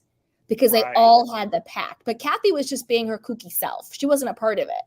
You know what I mean? Can I say something here? Yeah. See, this is the problem with Beverly Hills and some of the other franchises. They're not showing the genuine selves. You're not seeing all warts and all, so it's not believable. And it's so fake and mass-produced, it's crap. And as for Kyle tugging on her ear, like to say to shut someone up, no, she should be fired for doing that because she's not letting the cameras Bravo. Yeah. She should be fired straight on the spot for doing that, for not letting Bravo get the information what they want to get so the viewers can see what's really going on. They're preventing actual, real situations to fit their own narrative, and it's crap. Tired of Don't it. you blame Andy though for some of that because he Oh, covers? Miss T, I can't stand Andy Cohen. I think he should be dragged to hell and kept there. He's crap. Damn. You know what I would say? I was actually thinking about this the other day. The fact that you brought up Andy Cohen, I was thinking about this, and I was like, why is Miami feeling so light and so much fresher and just so much more interesting and dynamic than the Bravo shows, right? Obviously, because one's on Peacock, one's on Bravo, blah, blah, blah. But I think it's actually deeper than that. I think it's because the Real Housewives of Miami's, there's not an Andy Cohen favorite. Do you know what I mean? There's no favorite. His favorite was Elsa, and rest her soul. He loved Elsa, right? She's good as well. Elsa was the favorite. She was the favorite. And when I was thinking about it, I was like, who's the favorite? Who's like Andy's favorite on Miami? And I couldn't think of anybody. And I was like, maybe that's another reason why the dynamics are so different. Because there's no one on Miami who feels above the rest. There's no, executive producer from the side. There's no Kyle Richards character. There's no Giselle character. You know what I mean? Who's Andy's favorite in Dubai? Well, Caroline Stanbury. Caroline Stanbury. Oh, Caroline Stanbury, hands down. Yeah. Hands down. She was on Ladies of London and they go all that, all of that stuff. She's the one that got Dubai going. It was because of her. Yeah, they did. They set it all up around her. You're right. Yeah. And I think Dawn Ward, she's going over there as well because she moved to Dubai. She was on the Housewives of Cheshire, the original one. So I think she's they're bringing Dawn. She's problematic. Yes. I like Dawn, but she's problematic. This is why they want someone in. Can you imagine her and Chanel? Oh, they're going to kill each other. I'd rather have her than Phaedra. But I would. Yeah. Well, the thing is, chemistry-wise, Dawn is a great choice. Dawn will just fight with anyone. She's great TV. I love Dawn. I do. Anybody's better than Nina. I don't know. I like Nina. You've got to have a nice person in to balance it out. I like Nina. And she was the richest one as well. And she they had money. They had real money. Her story just didn't make sense. All of a sudden, first it was her and her husband made it out the mud. And then he was flying every weekend to come see her in New York. Her story didn't make sense either. The one who I couldn't mesh with was Lisa. Lisa, that's the one I couldn't mesh with that much. But the rest of them are good. I don't know, there was something with Lisa where she wasn't being totally honest about things, and I just thought she's not being a genuine self. I don't know, there was just something weird about it. You know what I think happened with Dubai? And I think next season is going to be a lot better, and I'm really excited for it. This is what I think happened with Dubai. I think very similar. They got together to have a pact, and it came out in the reunion, but to me, it was obvious on the show where it was Lisa, Chanel, Caroline Brooks, the three of them, and maybe Nina and the other one, and Sarah maybe, all got together and was like, hey, we're not going to let Caroline Stanbury be the star. We want to make sure we're the star too. We're going to stick together. We're going to have this whole pack. It's us against Caroline. Well, Brooks broke that pact. Exactly. And then once the camera started rolling, things changed up real quick. And then the two people who didn't get the memo was Chanel and Lisa. And so they felt they were on the outs from the whole pact. And that's why I think the dynamic was very different. And that's why I think they're like, well, can we trust you? Can we not trust you guys? Because they had that whole pact to sort of not necessarily ice Caroline out, but for them to stick together. Because like we said, it was supposed to be Caroline's show. It makes sense. It makes sense because when looking at the episodes, the way Chanel was behaving and Lisa, it was a bit ridiculous, and that was from the first episode going onwards, and it was just strange behavior. To me, it was obvious. I mean, maybe I know how I think about how I know how women, especially in women groups, operate. To me, it was so obvious. And don't get us wrong, I love Chanel. I'm not a Chanel fan. I'm not a Chanel fan. I am not a Chanel fan. She's stunning. She did too much. Put it together. She did the absolute most. Can you have several seats, sweetheart? Please. Couture eating a takeaway. It was fabulous. Now her outfits, her outfit fashion was was fabulous, but that was even over the top, It girl. was too much. And the It thing was is, it hilarious. was forced. Girl. The problem with Chanel is there's no authenticity there. Right. I thought her personality was forced and fake. I thought the whole fashion was forced and fake. Her love story for Her the love story was Vogues. forced and fake. Like, girl, stop. It You know was what a I mean? lot. She was watering a fake plant. It was hilarious. She gave Lisa a gourd. Yeah. She gave one of the other housewives Yeah. Gave Caroline to the lemon Williams. or whatever. I Yeah. just wanted her to evolve more after that. Like that would have been cute for maybe a couple of episodes, but the Mhm. whole time I wanted to see more from her, and it just never happened. It was very surface, and then her arguments, But Miss T, and then she got mad she did have a because she didn't serious storyline. understand Mhm. at the table. She did have a serious storyline, though, Miss T. What happened to her when she was younger, and they cut off part of her body, and that was like serious. That was horrible. Watch Mhm. That was, It was, but but I I mean, didn't need it all season. it and also like I get that happened to her, and of course I'm really sorry and my heart goes out, but at the same time that doesn't mean that her personality was any more interesting or believable. Like I would didn't have get respected it more. Turn it around. I didn't Make get any believability from her. I was like, yeah. can we see who you are for like 1 second? And then she showed up at BravoCon acting like a damn fool, and Phaedra read her for all the way to filth. And I was like, yes, Fifi, yes, Fefe, read her for filth. She gathered her all the way together. But yeah, I was just like, can we see who the real Chanel is? See, I always like the quirky ones. For me, it's just like the ones what don't think like the rest, and they always like just quirky. That's why I like Kathy for her on Beverly Hills. And that's why I kind of like Sutton, because she has this awkward quirkiness about her as well, like Ditzy. And I just love that when someone acts like that, because to me, that is Sutton's real personality too. Exactly, Miss T. I agree. I think if that was Chanel's genuine personality, I would be able to connect with that. But I don't think I actually saw who Chanel is at all. I think we saw her representative, but I don't think we actually saw her. And that's the difference. I think Sutton is Sutton. I think Kathy is Kathy. You know, I think a lot of people are kind of quirky and offbeat, and that's like endearing because that's what their personality is. But Like I don't Mary, that's her personality. Mary Cosby. Mary Cosby. That's who Mary is. She's a wackadoodle, but we love her for it.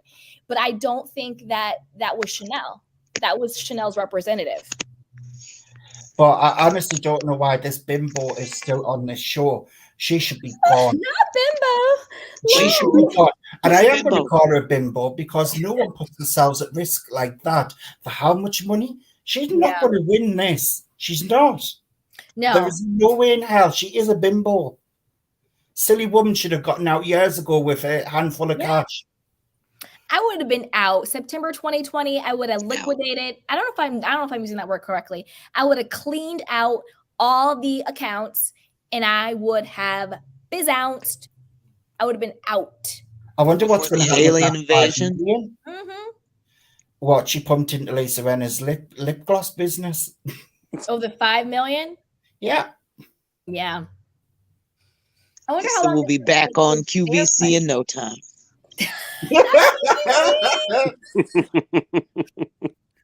I just it's just I don't know, I just find it really repulsing that she's on TV. I really do. Still on TV. It's just like, what are you doing, Bravo? Like, get real. Like, no one wants her on TV apart from a couple of bloggers. That's it. What obsessed in her, no names mentioned. I want to see her suffer. That's what I want to see. I agree. Like, at this point, I want to see her squirm. It's never going to happen. But you gotta make her squirm. Yeah, I don't want to see this. I think this season, it's going to be a little different. I really do. I think they're going to. I don't think Erika's going to have much fun this season. Like last season, I think she had some fun. I don't think she's going to have any fun this season. She's going to overplay it and be this drunk or going through this fake therapy and all of this. I don't want to watch that either. Nah. And I bet you they keep Crystal occupied with her little friend. So Crystal's going to be thrown off her game. Yeah. And then what? We've got Kyle barely able to hold herself up because she's losing so much weight. So and then she's gonna be dealing with her sister. So who do we have? Garcelle? Is Garcelle really gonna hold Erika to the fire by herself? Because Sutton is hit and miss. Kyle will do Jack. Dorito will do nothing because they've got more to lose than to gain. I forgot all about Dorito. See? Yeah. Forgot. They all scheme and scammers. This is why I'm saying that Fox group needs to just go, and the fresh people need to be put in to stop this stupidness, and let's get back to being real and funny. And like, if the drama does happen, drama happens, but you're not going to have 4 to 5 women ganging up on one. It's disgusting to watch. Look what happened to Vanderpump. Look what happened to Yolanda. Look what happened to Denise. It was a bit sick, and it even went after Dorit, because Dorit mentioned something about Pantygate. I mean, Jesus Christ, put some panties on, Erika. You're getting filmed on TV. Oh, that was a good one, though. Pantygate. Oh, that was hilarious. Jesus Christ. At this point, I want my pound of flesh from Erika. Like, this may be an unpopular opinion, but I actually want her on the show this season. But it has to be actually people holding her feet to the fire. So Candy's gonna be mad this whole season, y'all. I might be on one. I might be on one, but I'm Candy is gonna be on a rant. I'm calling it now. I'm going to be on one. Like, you guys better subscribe, like, and hit the notification bell, because I am going to be on one. You make sure you schedule these lives at a good time. Yes. Candy, you've got to realize that you've only got one set of eyes, and you've got your eyes on Kyle, you've got your eyes on this one, that one, and that one, and this one, and that one all there. Like, they're not going to do what you want them to do. Like, in my heart of hearts, maybe this is pie in the sky, but I actually think the feds are timing her arrest to be on the show. Oh, absolutely. And Bravo is helping them. That's what I think. I don't think it's a coincidence that they started filming season 13 the moment Tom Girardi was indicted. Absolutely. I don't think it's a coincidence that now they are into filming season 13, and now all of a sudden the state drops the charges against Christopher and Marco, who they can now use as witnesses and evidence against rhobh, the Secret Service guy, Tom, and Erika, because Erika clearly was a part of that fraud. She can't say she didn't know. She was in on it. Oh, yeah, Bravo's doing her the Jen Shaw treatment. Like Bravo's giving her the Jen Shaw treatment. They're keep filming. And honestly, at this point, let the cameras roll. If you have put this woman down my throat for the last 2 years, I need my pound of flesh. I'm with the FBI in this one. I'm with the feds. I'm with the IRS. Mandy, I want my pound of flesh.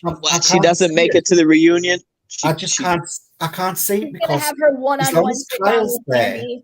One-on-one sit down, or one-on-one sit down. Her watch what happens live recap. Watch what happens live, and then she fades. Honestly, though, if Kyle's going to be there, Dorito's going to be there, they will protect her. And that's how it's going to be. And that's the facts of the matter, because no one will approach them when they're still in a group. What needed to happen is one of them needed to go out of that group. So there was only 2 left, and then they can't come after them because people are like, hang on here, we've got all our pairs now. Let's get this going. There's too many in the group. Well, Dorit is the easiest one. I said they cornered Dorit. What, Jacob?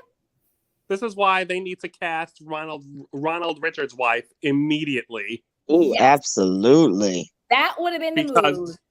She's because she's clearly dying to be on this show. Is she friends with anybody? Who cares? Who cares? They always I mean, just bring her in as a friend. Like, she just randomly, she's all of a sudden Crystal's other friend. How great. Yeah, can we bring that psychic woman back from season 1? Yeah, She could be anybody's friend. Just be like, I just happen to be friends with Ronald Richards' wife. You know, the guy who's been attacking Erika all year. It'll be a bad look in Erika's eyes, but that's a good thing for us. Yeah. would run just like Karen. She would Yep. run But out you of know that what? party. I wonder if production would be afraid of Erika like walking away from the show. I don't think she would walk away though. Erika would not walk away. Not under contract, she won't. Erika would not walk away. I She just don't want think she would. ice. I don't think she would. But I do think that this season's going to be different. I agree with Jacob. I think it's going to be a very different season for Erika. I'm hoping that the women really speak up more. And I actually want their stuff exposed too. Like, I do think that these alliances and these secret pacts are dissolving just by the sheer fact that they're no longer viable. Because now that we know, now that we've seen it, Rinna's been fired. Everything that happened with Kathy, everything that's going on in social media, everything coming to light, their secret pacts are no longer viable because we're no longer buying it, because now we see through the shenanigans. All the slips are showing. And I hope they bring up Mauricio's lawsuits and Kyle's lawsuits and Dorit. I would love it. All of that stuff. Because we do need, yes, Erika needs to be called to the carpet, but so do all of these other women. And it would be a much more dynamic and interesting show, like what's going on with Vanderpump Rules, like what's happening with Miami, when there are multiple storylines that we can be invested in rather than just one note storylines. And that's why Miami works. And that's why Miami works. That's why I think Vanderpump is going to be. That's why Vanderpump Rules is back. I've not seen this. I've not seen the new season of this because it's delayed for some reason over here to watch it. But like, right, I want to know which housewives is definitely coming back for Beverly Hills, because is Dorit coming back? I think so. I think it's like the usual suspects, right? I think everybody's coming back. And Crystal's friend. Everybody except for obviously Rinna, Dirty and Diana, and then Crystal's friend. And no more Sheree. I don't think Sheree's coming back. Who? She was terrible anyway. I don't know her. Who? I don't know. Garcelle's backup? Where? I don't know that Philly girl. Get her all the way, girl. What? You don't think she's coming back? What they need to start doing is acting like they do on the East Coast, where they're more upfront and direct with each other, and let's get these things going. Mm-hmm. That's how it works. That's how it works in this country. We straight up front without the bull crap. Right. Mm-hmm. Yeah. Mm-mm. It's not a soap opera where you come back to it 7 weeks later on the same issue. Yeah. But I think that was a good point brought up earlier about the culture of the different areas and franchises, because the culture in the West Coast is much more smile in your face. Oh, okay, girl, very slow. And then behind the back, blah, blah, blah, blah, blah. Where on the East Coast, it is very much more direct. Like, yo, this is what's up. Bang, bang, bang, bang, bang. I also think a difference is the dynamics within the female groups, right? Like in New Jersey, it's very family oriented. It's all about loyalty, Gorga versus Teresa. So that's a very different dynamic. I get in Beverly Hills, you can kind of say family with like Kyle and Kathy, but it's a very different type of dynamic. That's good. It's a very different type of family. Yeah, California was definitely more bougie and fake and frou-frou. All of that frou-frou. They were raised very differently. Like, it seems like that mom almost pitted the sisters against each other, whereas, I mean, like, Teresa and Joe were, I mean, let them both tell it. They were best friends until he got married. Yep. So, I don't know. It's very... And that's what made it good. It was what? New York was a whole different vibe from California in the very beginning. It was Orange County, and it was like all these women, they just talk about each other, but they're so nice to each other. They've all got all this underlying stuff. And then in New York, they're just rude to each other and just rude, but they were all really friends too. Yeah, it's that's what we like, and that's what we like over here. We can be pleasant in that, but we like rude to each other's face, but we do it in a friendly way. Like, we don't mean to be off with people. We just get the crap out the way and we keep it moving, you know? That's how we roll over this way. Yeah, Ladies of London was very they were very shady, very politely shady. Oh, I Oh, love no, that that's I show. love London. Ladies 11. I'm talking I about the real love Britain. The Ladies. rest of I the wish they'd Britain. bring that back. The it's very like strange, like the way they go on these women in Beverly Hills, and I'm sorry, but most of them are living beyond their means. Erika Oh is, yeah, Kyle Oh, yeah. is, Dory. Dorit is. Dorit. I Yeah. don't know if Kyle and Mauricio are. I think that they Yeah. got money and a Well, little bit she had to put a what you call it in, saying questionable that way. all of her bags got stolen. She's walking around with a bag. Wait, What? wait, Jacob, you go. Oh no, I was saying I don't think I'm not so sure if Kyle and Mauricio are living beyond their means. I think they got their money questionably. Mhm. But But Dorit they and got PK, money. please, Dorit and PK, no. Mhm. Sutton, yeah, I Sutton's think got she's money. good. Garcelle is pretty good. She lives far out there. So I think she really is, saving her money and investing. Mhm. Who else is on that show? Crystal. I think what? Well, They're Crystal's probably got good. money. Crystal's got money. Disney. Didn't that husband do Lion King? It's just not hers. Yeah. Oh, it's you know what? It is. I'm just playing. I Yeah, I know. Crystal's got But wait a minute. A mess. You bring up a good point. Crystal. I feel like Crystal could actually be such a great housewife if she just like showed up to work. Because she also has that cocoa water line.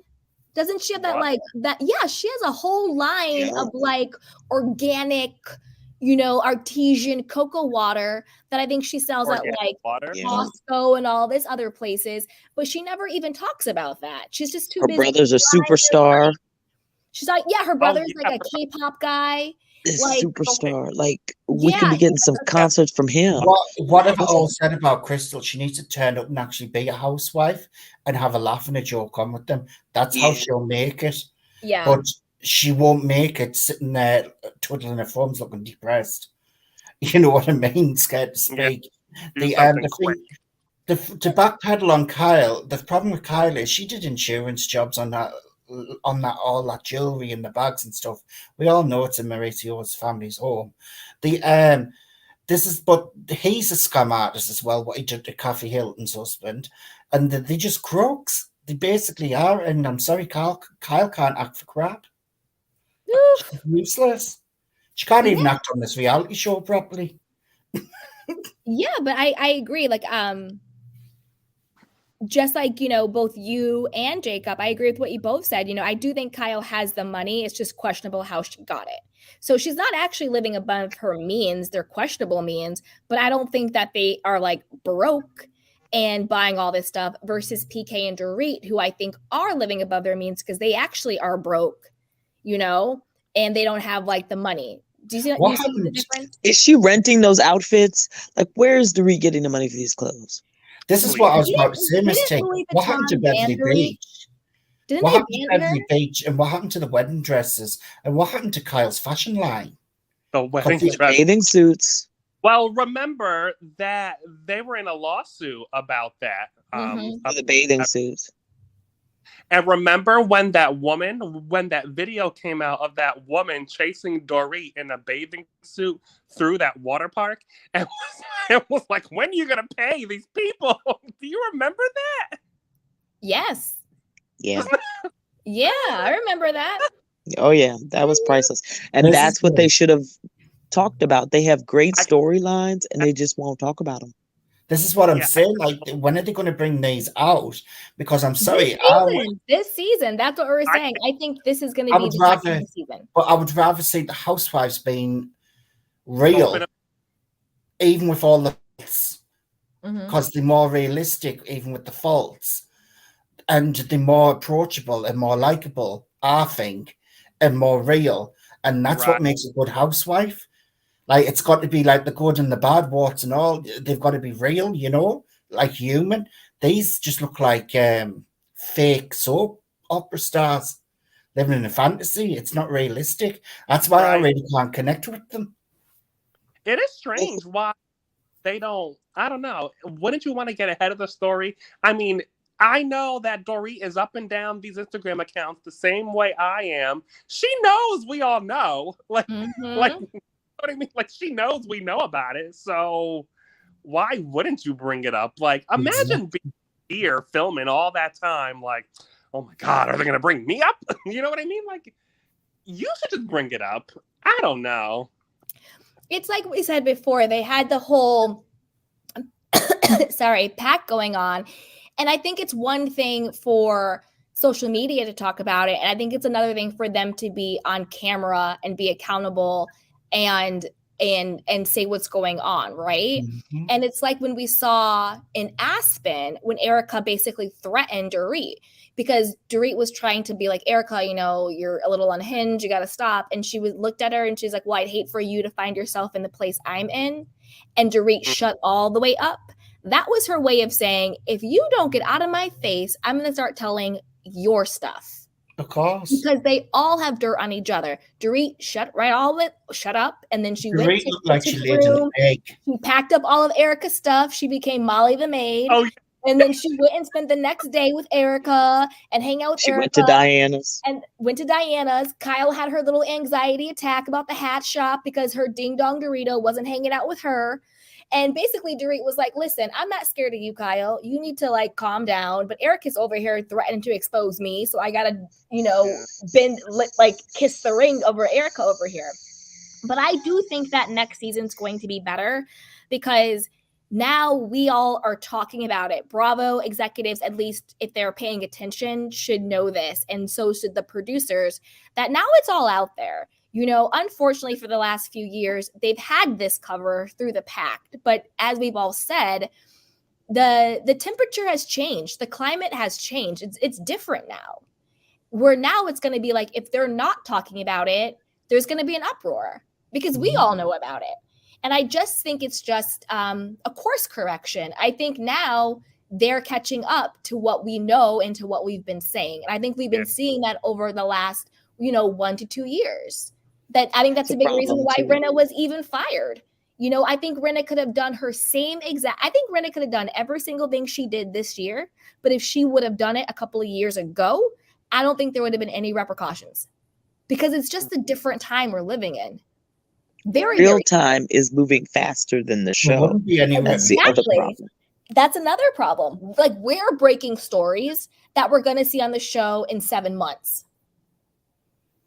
Do you know what I mean? True. So It's like, that's why they're catching up to us. And I think there's almost like, there's a, I don't know what the word is, but there has to be some type of reconciliation between quote reality TV and in real time social media. Think about what happened with Robin and Juan. That's why now Andy Cohen has to do a sit down post reunion. He had to do a sit down during Watch What Happens Live because now they're catching up to now what we know, and they can't let it wait until next season when we're all talking about it now and it's trending now. That's just a keep. Robin did that to herself. Robin did that to herself, but I think it's also just indicative of the time. Prior to social media, if that would have happened, none of us would have known. They could have went on business as usual. That same exact scandal could have happened 5 years ago. Same exact. And it would have landed very differently because people weren't on social media the way they are now. But look how it worked in a better way for Chris and Candace. It's the same thing. Yeah. But because it seemed to be a little bit more in time with what was going on with the show. So it worked in their favor because they were kind of a little bit closer in reality time. Well, the differences between Robin and Juan and Candace's Chris is that the whole situation with the allegations against Chris, it's not that it was happening in real time with us. It's that we only saw it through the show. Like, if you look at it, the allegations against Chris weren't really like leaked like that. Like, we weren't talking about Giselle saying that Chris was a predator 7 months ago. We were watching it on the TV, happen on the TV, because not every story is leaked. And not every story starts to trend. Do you know what I mean? I do think that if the whole Giselle saying Chris was a predator and all that stuff had leaked in a big way prior to that, I think we would have now been saying we were so wrong because we probably would have defaulted to, oh my gosh, what did Chris do? but only in the fact that we have the context of the producers showing the footage could we say, oh, Giselle, you're clearly lying. Ashley, you're clearly lying. Mia, you are clearly lying. Do you know what I mean? Sesame Street, he never touched you. Sesame Street, he wasn't even checking for you. Do you know what I mean? If only a face a mother could love. Production company needs to get a high five then too. Right. Yeah. It's chef's kiss to the production companies. And I also think the Bravo producers and the production companies, they need a different type of social media manager. Not just the social media manager who is creating content to post, but a social media manager who is dedicated to seeing what the blogs and the YouTubers and the Instagrammers are saying, who has the ability to encapsulate what the audience is actually saying and thinking, because they keep getting it wrong. Right. Mm-hmm. You know what I mean? Saying so much on social media. Like, even like I was thinking about this the other day. I don't know why this is always on my mind, but the whole situation with Philly Diva and Diana Jenkins, right? Like when she was asked about it at the reunion, when Andy was just like, oh, you said must be bad to be a Black content creator, and they let Diana lie through her teeth and be like, oh, by Black I meant a dark, and once she explained it I understood it, blah blah blah blah blah. I was furious. I was like, who the hell is feeding him this BS? Why did they not have screenshots of the actual conversation she had with Philly Diva? Because Philly Diva broke it down. They were actually talking about race. Philly Diva said, would you be saying this to me if I was a white person on Twitter? And that's when Diana said, oh, it must be bad to be a Black content creator.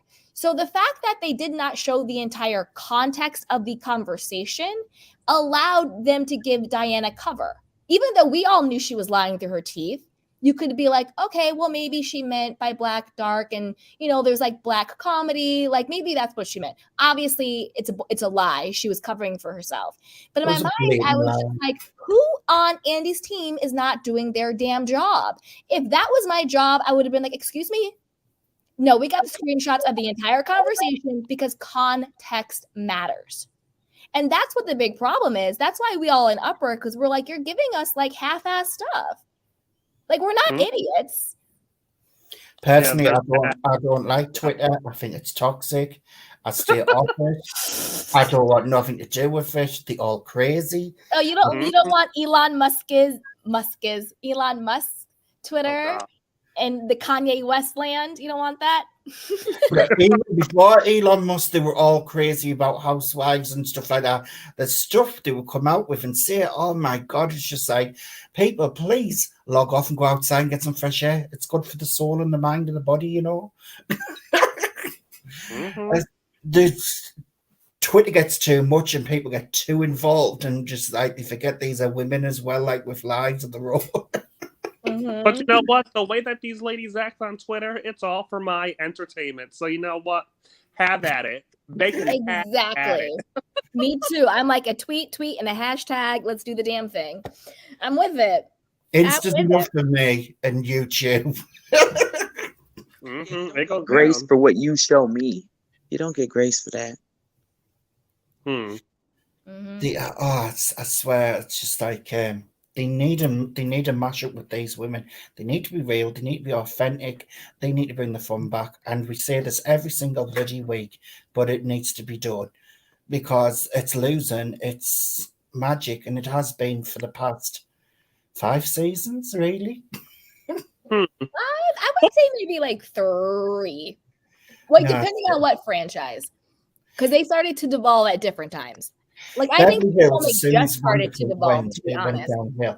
One question what I'm going to ask is Camille coming back this season? I hope so. Because she's the only one what will ask the questions apart from the medium and the one who said she was a Wicker Witch. They're the only ones who will ask the questions. Carlton. Yeah. The witch. Didn't Kyle get her fired? I think Kyle got Carlton fired. Why? They gave her such a bad edit too. I was like, I know this lady does other stuff, right? Yeah. Yeah. But yeah, then you need someone on who's going to answer the questions. Yeah. Carlton was on to Kyle like from jump. She was on to her early, yes, He was on to her early.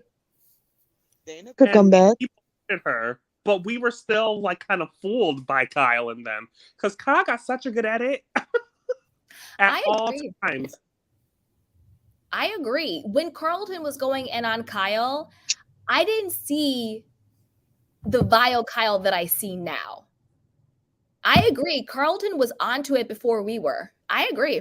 I seen Kyle being vile since season 1. And well, you know what? That's why I'm rewatching. I'm rewatching, and I'm like with a whole different lens, and I'm like, because back then when Kim said you stole my house, I was like, oh, Kim, no. And now I'm like, I believe it. Oh, yeah. I definitely believe that. Definitely. I do. Terrible. Frustration LVP had when they were on that boat with Kyle not having her back, and it just looked like she was picking on her. And I would say that, you remember? And they had that whole back and forth on that boat. Yeah. Which boat? Wait, what boat? When Erika, they were on the boat. There's so many bad boats.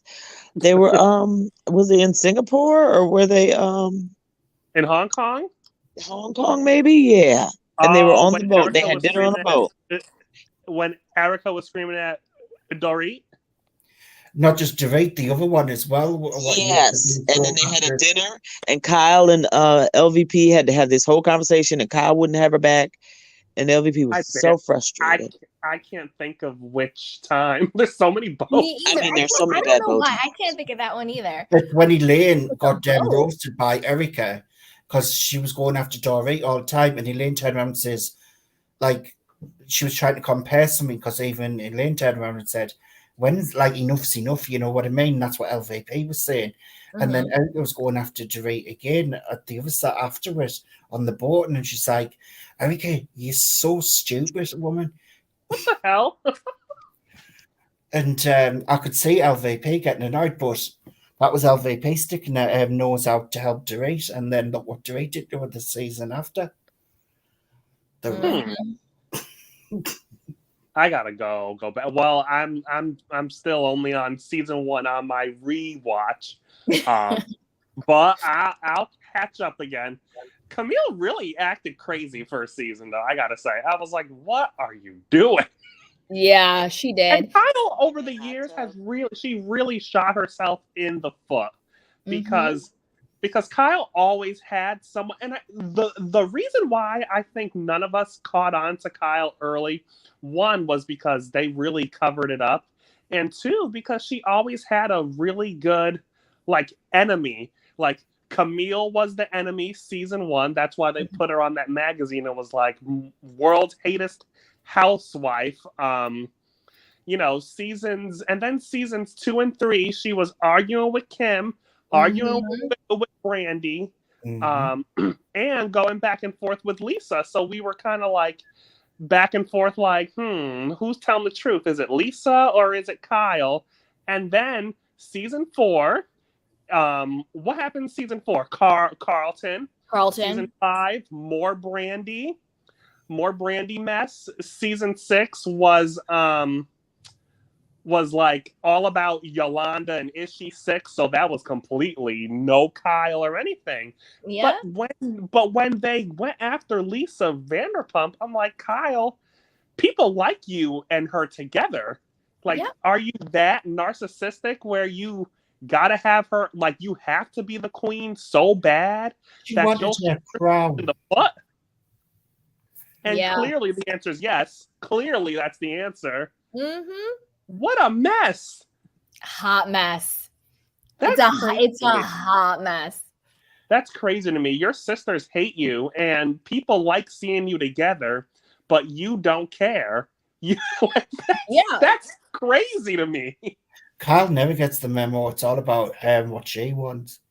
The delusion of it. And at what expense at the end of the day? I'm just like, is this worth it, Kyle? In her mind, it is. She's bloody narcissistic.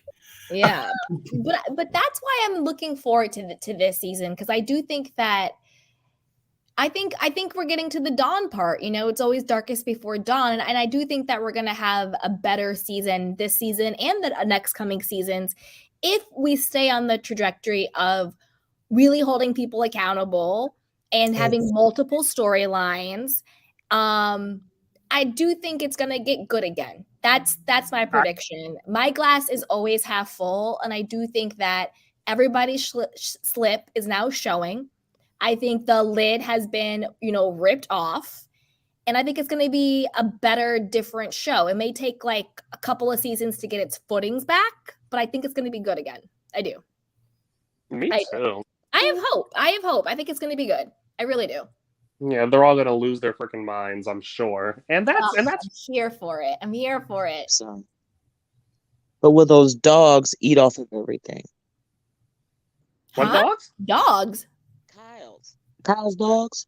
Oh, Kyle and her dogs. Oh, geez, Louise. When they get out the kitten, she's running up and down the street. The dogs. Such a mess. Up the freaking door, they're gone. I'm like, damn. I wouldn't mind escape from you, Kyle. Your sisters have run away from you. Now it's the dogs. The daughters are wanting to get away. Your husband's with Dorit now, and anyone who's got a pulse. Kyle, can you not take the picture and see what it is? It's you. I wouldn't mind if this was Kyle's last season. Honestly, yes. Like, I feel like it's time to kind of wrap her up. Yeah, because she doesn't do anything. Wrap her up. She doesn't do anything. It's time to wrap her up. Nothing. And I don't know who they would bring. Now, a year and a half ago, people were saying, like, they need to bring Christine Quinn onto Beverly Hills. No. And at first, I was like, I don't know. But if they want to get rid of Kyle, who are they going to bring on, I wonder? See, and that's what we talked about earlier when we were talking about, like, Lala. Like, I would love a show. Like, I think that there's a space for, like, a show with a Lala and with a Kristen Quinn, but I just don't think it's the Real Housewives of Beverly Hills. Like, what happened to Taylor? I don't think it's a chemistry thing. I think, you know what I mean? Like, when I think of the Real Housewives of Beverly Hills, I think LVP. I don't think Lala. Like established. You know what I mean? Yeah. Established. They need more womanly. It's just a different type of show. Do you know what I mean?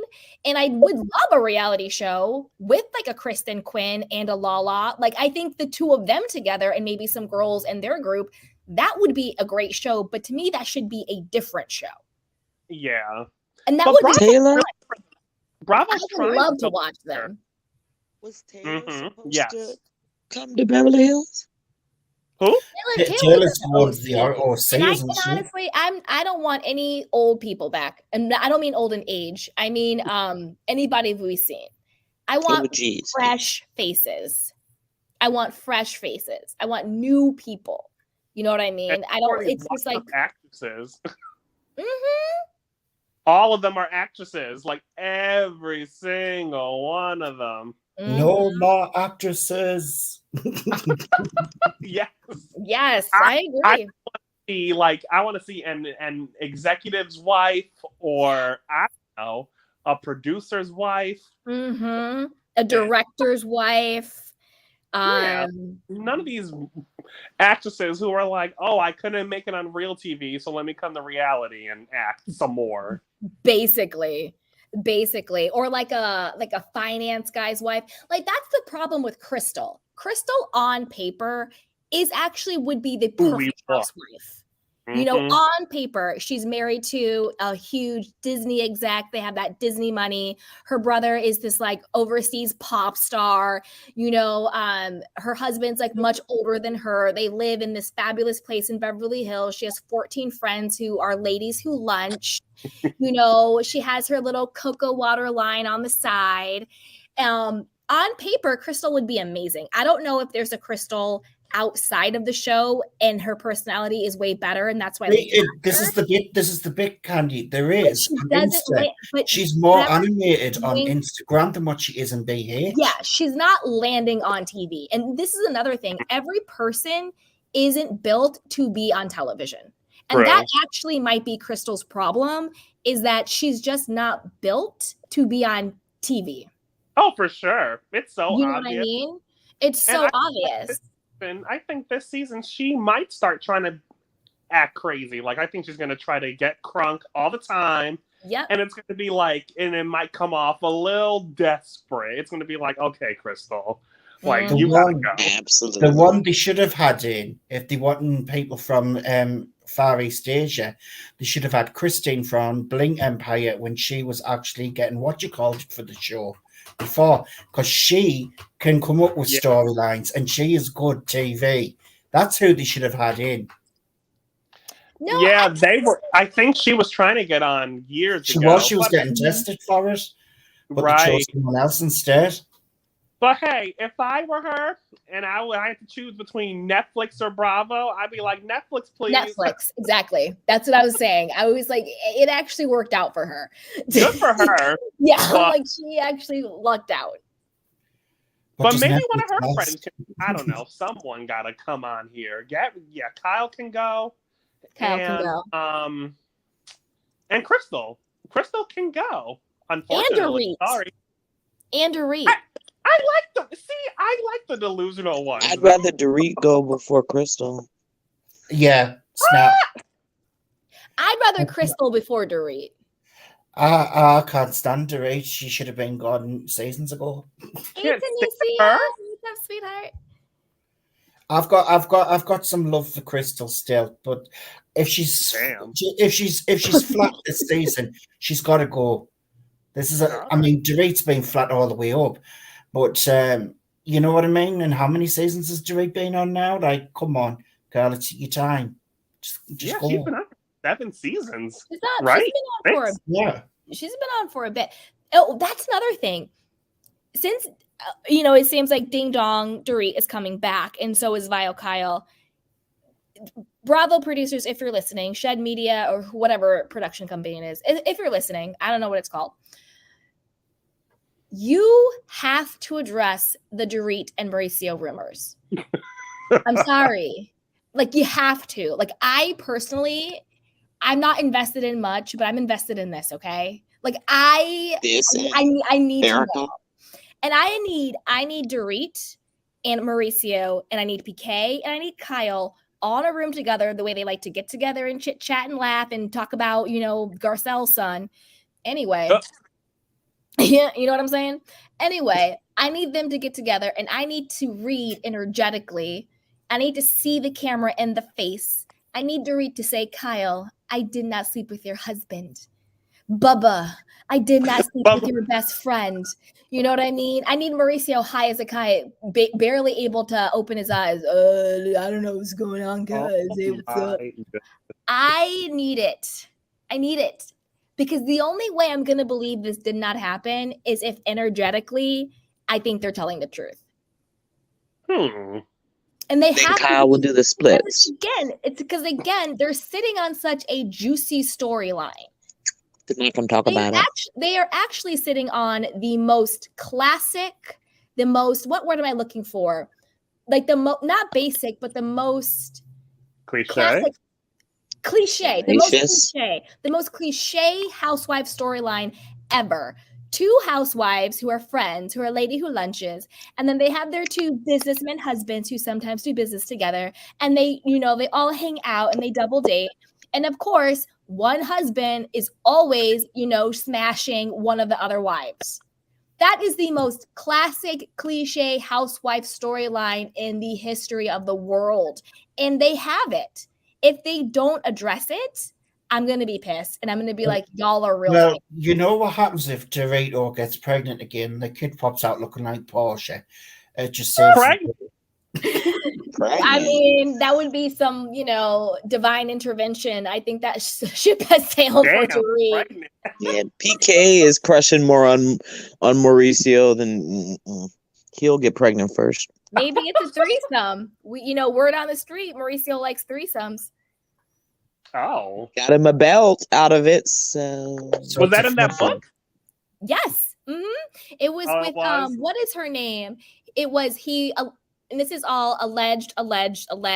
and I want to make it very clear, I'm not making this up, you guys. All you have to do is a quick little Google search. But basically and I'm just going to say allegations, don't come after me, Mo. Just what the allegations was that he was with a prostitute sex worker. Right. And she was like, oh, do you want like someone to join? And it was a woman, but she was a trans woman. And Mauricio was like, that's cool, that's fine, let's do it. And he wanted them to dress up like police officers or something. And they had this sort of like threesome with the one sex worker who I believe was a female by birth, and then the other sex worker who is a trans woman. And they did the deed. And it said that he was a client of theirs. So it seems like it happened more than once if she's talking this way. And this is what her name is. I think what? You need to do a book dive. I did do a deep dive. I haven't. Yeah, in it's in the book. It's in the book, and I did a deep dive on this. I think it's called. I forgot what I titled it, but it's like you did do one. Yeah. Did it say which hotel that they went to? Not that I remember. Dirty place. Not that I remember, but I do know that the woman. I think her name. Wait, let me see. I think it's Tony. Yeah, her name is Tony Newman, and she came out with a lot of quote celebrities that she had been with. So I bet it was like in a probably not such a seedy place, one of those places where they kind of look the other way, and it is what it is.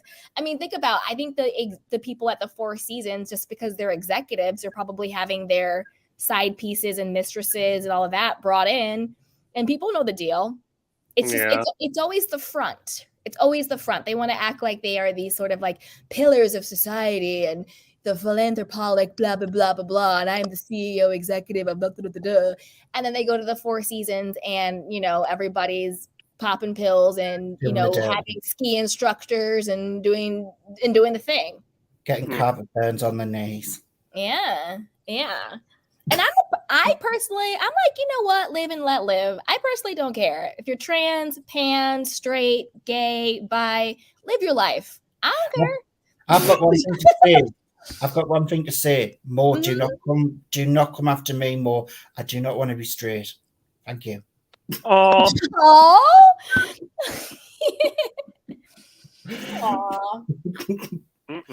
Put me off for life. Put you off for life. But who's going to be Kyle's friend this season? Like, no, she has no actual friend. Like, who's going to be her friend? Erika? Like, is that only friend? Amira? And Crystal, because she's a pygmy. Did you say a mirror? Yeah, it's like an old husband. Ozempic. Like, who's she going to film with? Maybe Garcelle will be like, okay, Kyle, you can join our group now. Yeah, I think she's trying to butter up to Garcelle and Sutton for her own benefit, because one, I think she knows that she needs to do some reputation rehab. Like, she's finally got the memo that we call her Vile Kyle. Like, she's finally got the memo that Goodbye Kyle is like still trending for the last 3 years. Like, she just got the memo that we don't like you, boo-boo. And so I think she wants to use them because, they're beloved characters. We love them. For reputation rehab and also for cover, so she has just now realized that she is. Yeah, I do think that. Just now, though, I think this is what I think. I think that like us, like the viewers and social media, we've been onto it, but I think that only now have Kyle and like the executives and the powers to be at other places are catching on, because I don't think that Mauricio got Buying Beverly Hills at Netflix because of Mauricio. I think Mauricio got Buying Beverly Hills at Netflix because of Kyle, because Kyle is on The Real Housewives of Beverly Hills, and they're thinking strategically. They're thinking Beverly Hills has, these millions of viewers. Kyle is connected to the Hiltons, and I don't think that they were thinking about us calling her Vile Kyle. They thought we can convert Bravo viewers into Netflix subscribers. But then when everything hit the fan this year, that's when they got the memo that we don't like Kyle. And that's why they stopped marketing, if they even started marketing Buying Beverly Hills. I didn't see Netflix market them. Mauricio threw the premiere party, not Netflix. Kyle was put on girls trip to revamp her image. No, because because they did the original girls trip, and I don't think it was everything with like Garcelle and Erika and Rinna and Botgate and all of that during the original. That happened after. Yeah. Oh, Kyle. Yeah, really tried it with Buying Beverly Hills. They did really try. I think it'll come back, but goodness. Yeah, I don't know who she's gonna film with. Kyle. It's gonna be awkward. And the But thing this is the thing. This is the thing, though. That woman who was one of Crystal's ex-friends, you know, Carl's going to try and team up with her to get a Crystal. She's got it in for Crystal. Well, there's that. Plus, she's a friend, so. Mm-hmm. So that'll be her new best friend, this new girl, if she even stays on, whoever she is. By the way, hi Adam and hi Manuel. But yeah, it's just if they're not genuine, it's just pointless watching it, because they need to come and be real for once. That's all I'm asking for. Warts and all, everything out on show, because Bravo is paying them a lot of money and they're not doing a lot. It'd be nice. Mm-hmm. It would. Yeah. I agree. I think it'd be nice if it got back to its like original premise, which was, I'm a housewife and I'm going to show you my fabulous life. You know what I mean? Versus what it devolved into, which was, who are we going to target and take down and expose? And we saw that when Robin, I can't stand Robin. She is so fake and so stale and funky. But when Robin's dry self was talking to Andy, and she's like, oh, was I supposed to raise my hand and say, oh, make me the target? And Andy was like, it's not about you being a target. It's about you sharing your life. And I think that's really what it is. It's devolved into these housewives thinking, we need to target someone. We need to expose them. We need the tea. And it's like, that's actually not what we need. We need women who are showing up, having fun, being ridiculous and over the top, and are sharing what is interesting about themselves. Right. That's what it used to be about. You know, let me show you my life. That's why we loved LVP. She had a freaking baby pony, and she would be like, oh, come to like my house, and like it was so beautiful and all of that stuff. We love the housewives that invite us into their life. There you go. The housewives that just target and deflect because they don't want you to actually look at their lives. Exactly. You know? And why did people fall in love with LVP for? Because she did that, and she was genuine, and she came across and she showed everything. She did charity work. She was for the LGBT community. She employed people. She got people work. She was there as a friend to people. She was asking the questions and trying to find out stuff, whether people liked her or not. She got down to the nitty gritty, and that was it. And that's why Karen is the grand dame of Potomac. Because Karen invites us into her life. Hey, this is the Back Bill Glades. These are my kids. You know, I'm from, is it Surrey she's from, whatever. Let's go and meet my family. These are my candle lines. This is what I'm doing. Like, Karen makes it about herself. Karen never sets out to expose or attack or target people. When she's backed into a corner, unfortunately, this season, which she did have to lash out with, like, you know, blonde hair in Georgetown, and, you know, the season before that, you know, hot box Giselle. But that's only when when they've just been picking and picking and picking, and she like has to fight back. But Karen's default isn't that. It's like, hey, let's have fun. Let's be friends. Let's kiki and laugh. And this is what's going on. And that's why we love her. That's what makes a fan favorite, is because we feel like we're connecting to the actual person and we are invited into their lives, which is what the show was originally about. This is why come behind the gates. That was the whole thing. Come see what life is behind the gates. Right. behind the curtain. Now it's who has the tea, who's Yeah. gonna expose, who's got the screenshots, who's got the DMs, and it's just like that's not what the show is supposed to be about. It's like policing. It's ridiculous. That's why Robin didn't have an offense. All she was kept saying, well, I got a lot of tea on Karen. I know about Karen. I'm like, you shouldn't have Karen's name in your mouth at all. In this interview, Karen shouldn't even enter your mind. This has literally negative to do with Karen. We're talking about you and your fake relationship for television. Wait, all the Jews deflect. That's It was all deflect. And that's when Andy was just like, it's not about you saying you're a target. It's about you being on a reality show. It's ridiculous. Terrible. Horrible. Erika was about the fun when she was on tour and when she was doing Chicago.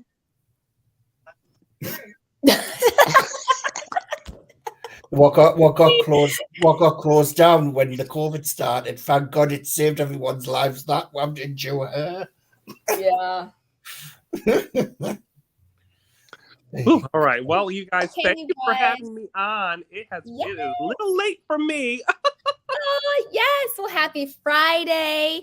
And thank you so much, Jacob. Thank you, Mrs. T. Thank you, Lord Karma. I appreciate you guys for coming and joining me. Appreciate you. Yes. Yeah, it's nearly 2 a.m. Ooh, it's Oh, really no. late over there. Things I do for you, Candy Girl. Oh, I love you, Lord Karma. I appreciate you. I really do. No, yeah. I'm one. I And love Miss you. T is lovely as well. Yes, no, Miss T holds me down. That's my girl. That's my home girl.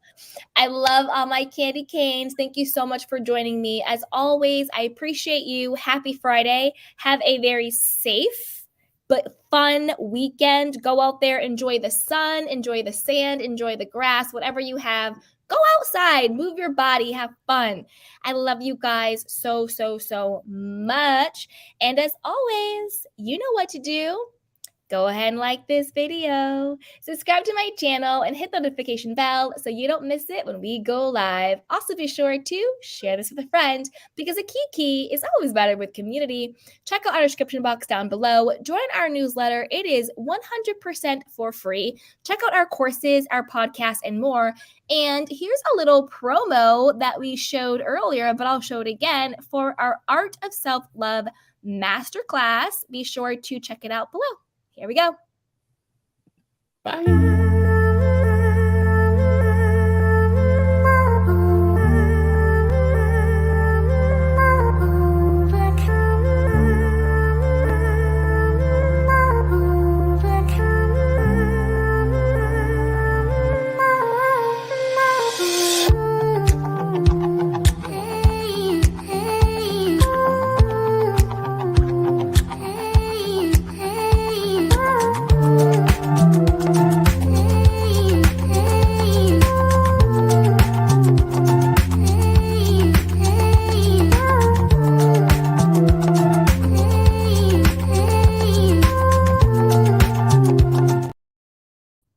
That's right, you guys. If you're interested, check out all of the courses and classes down below. I love you. Bye. Welcome to Sugar Pills, a practical guide to self-care, where your host, writer, actor, and producer Candy Washington helps you live a more joyful life with a cheeky dash of pop culture news. Be sure to subscribe, leave a 5-star review, and join the conversation on Instagram @Candy Washington. Let's go.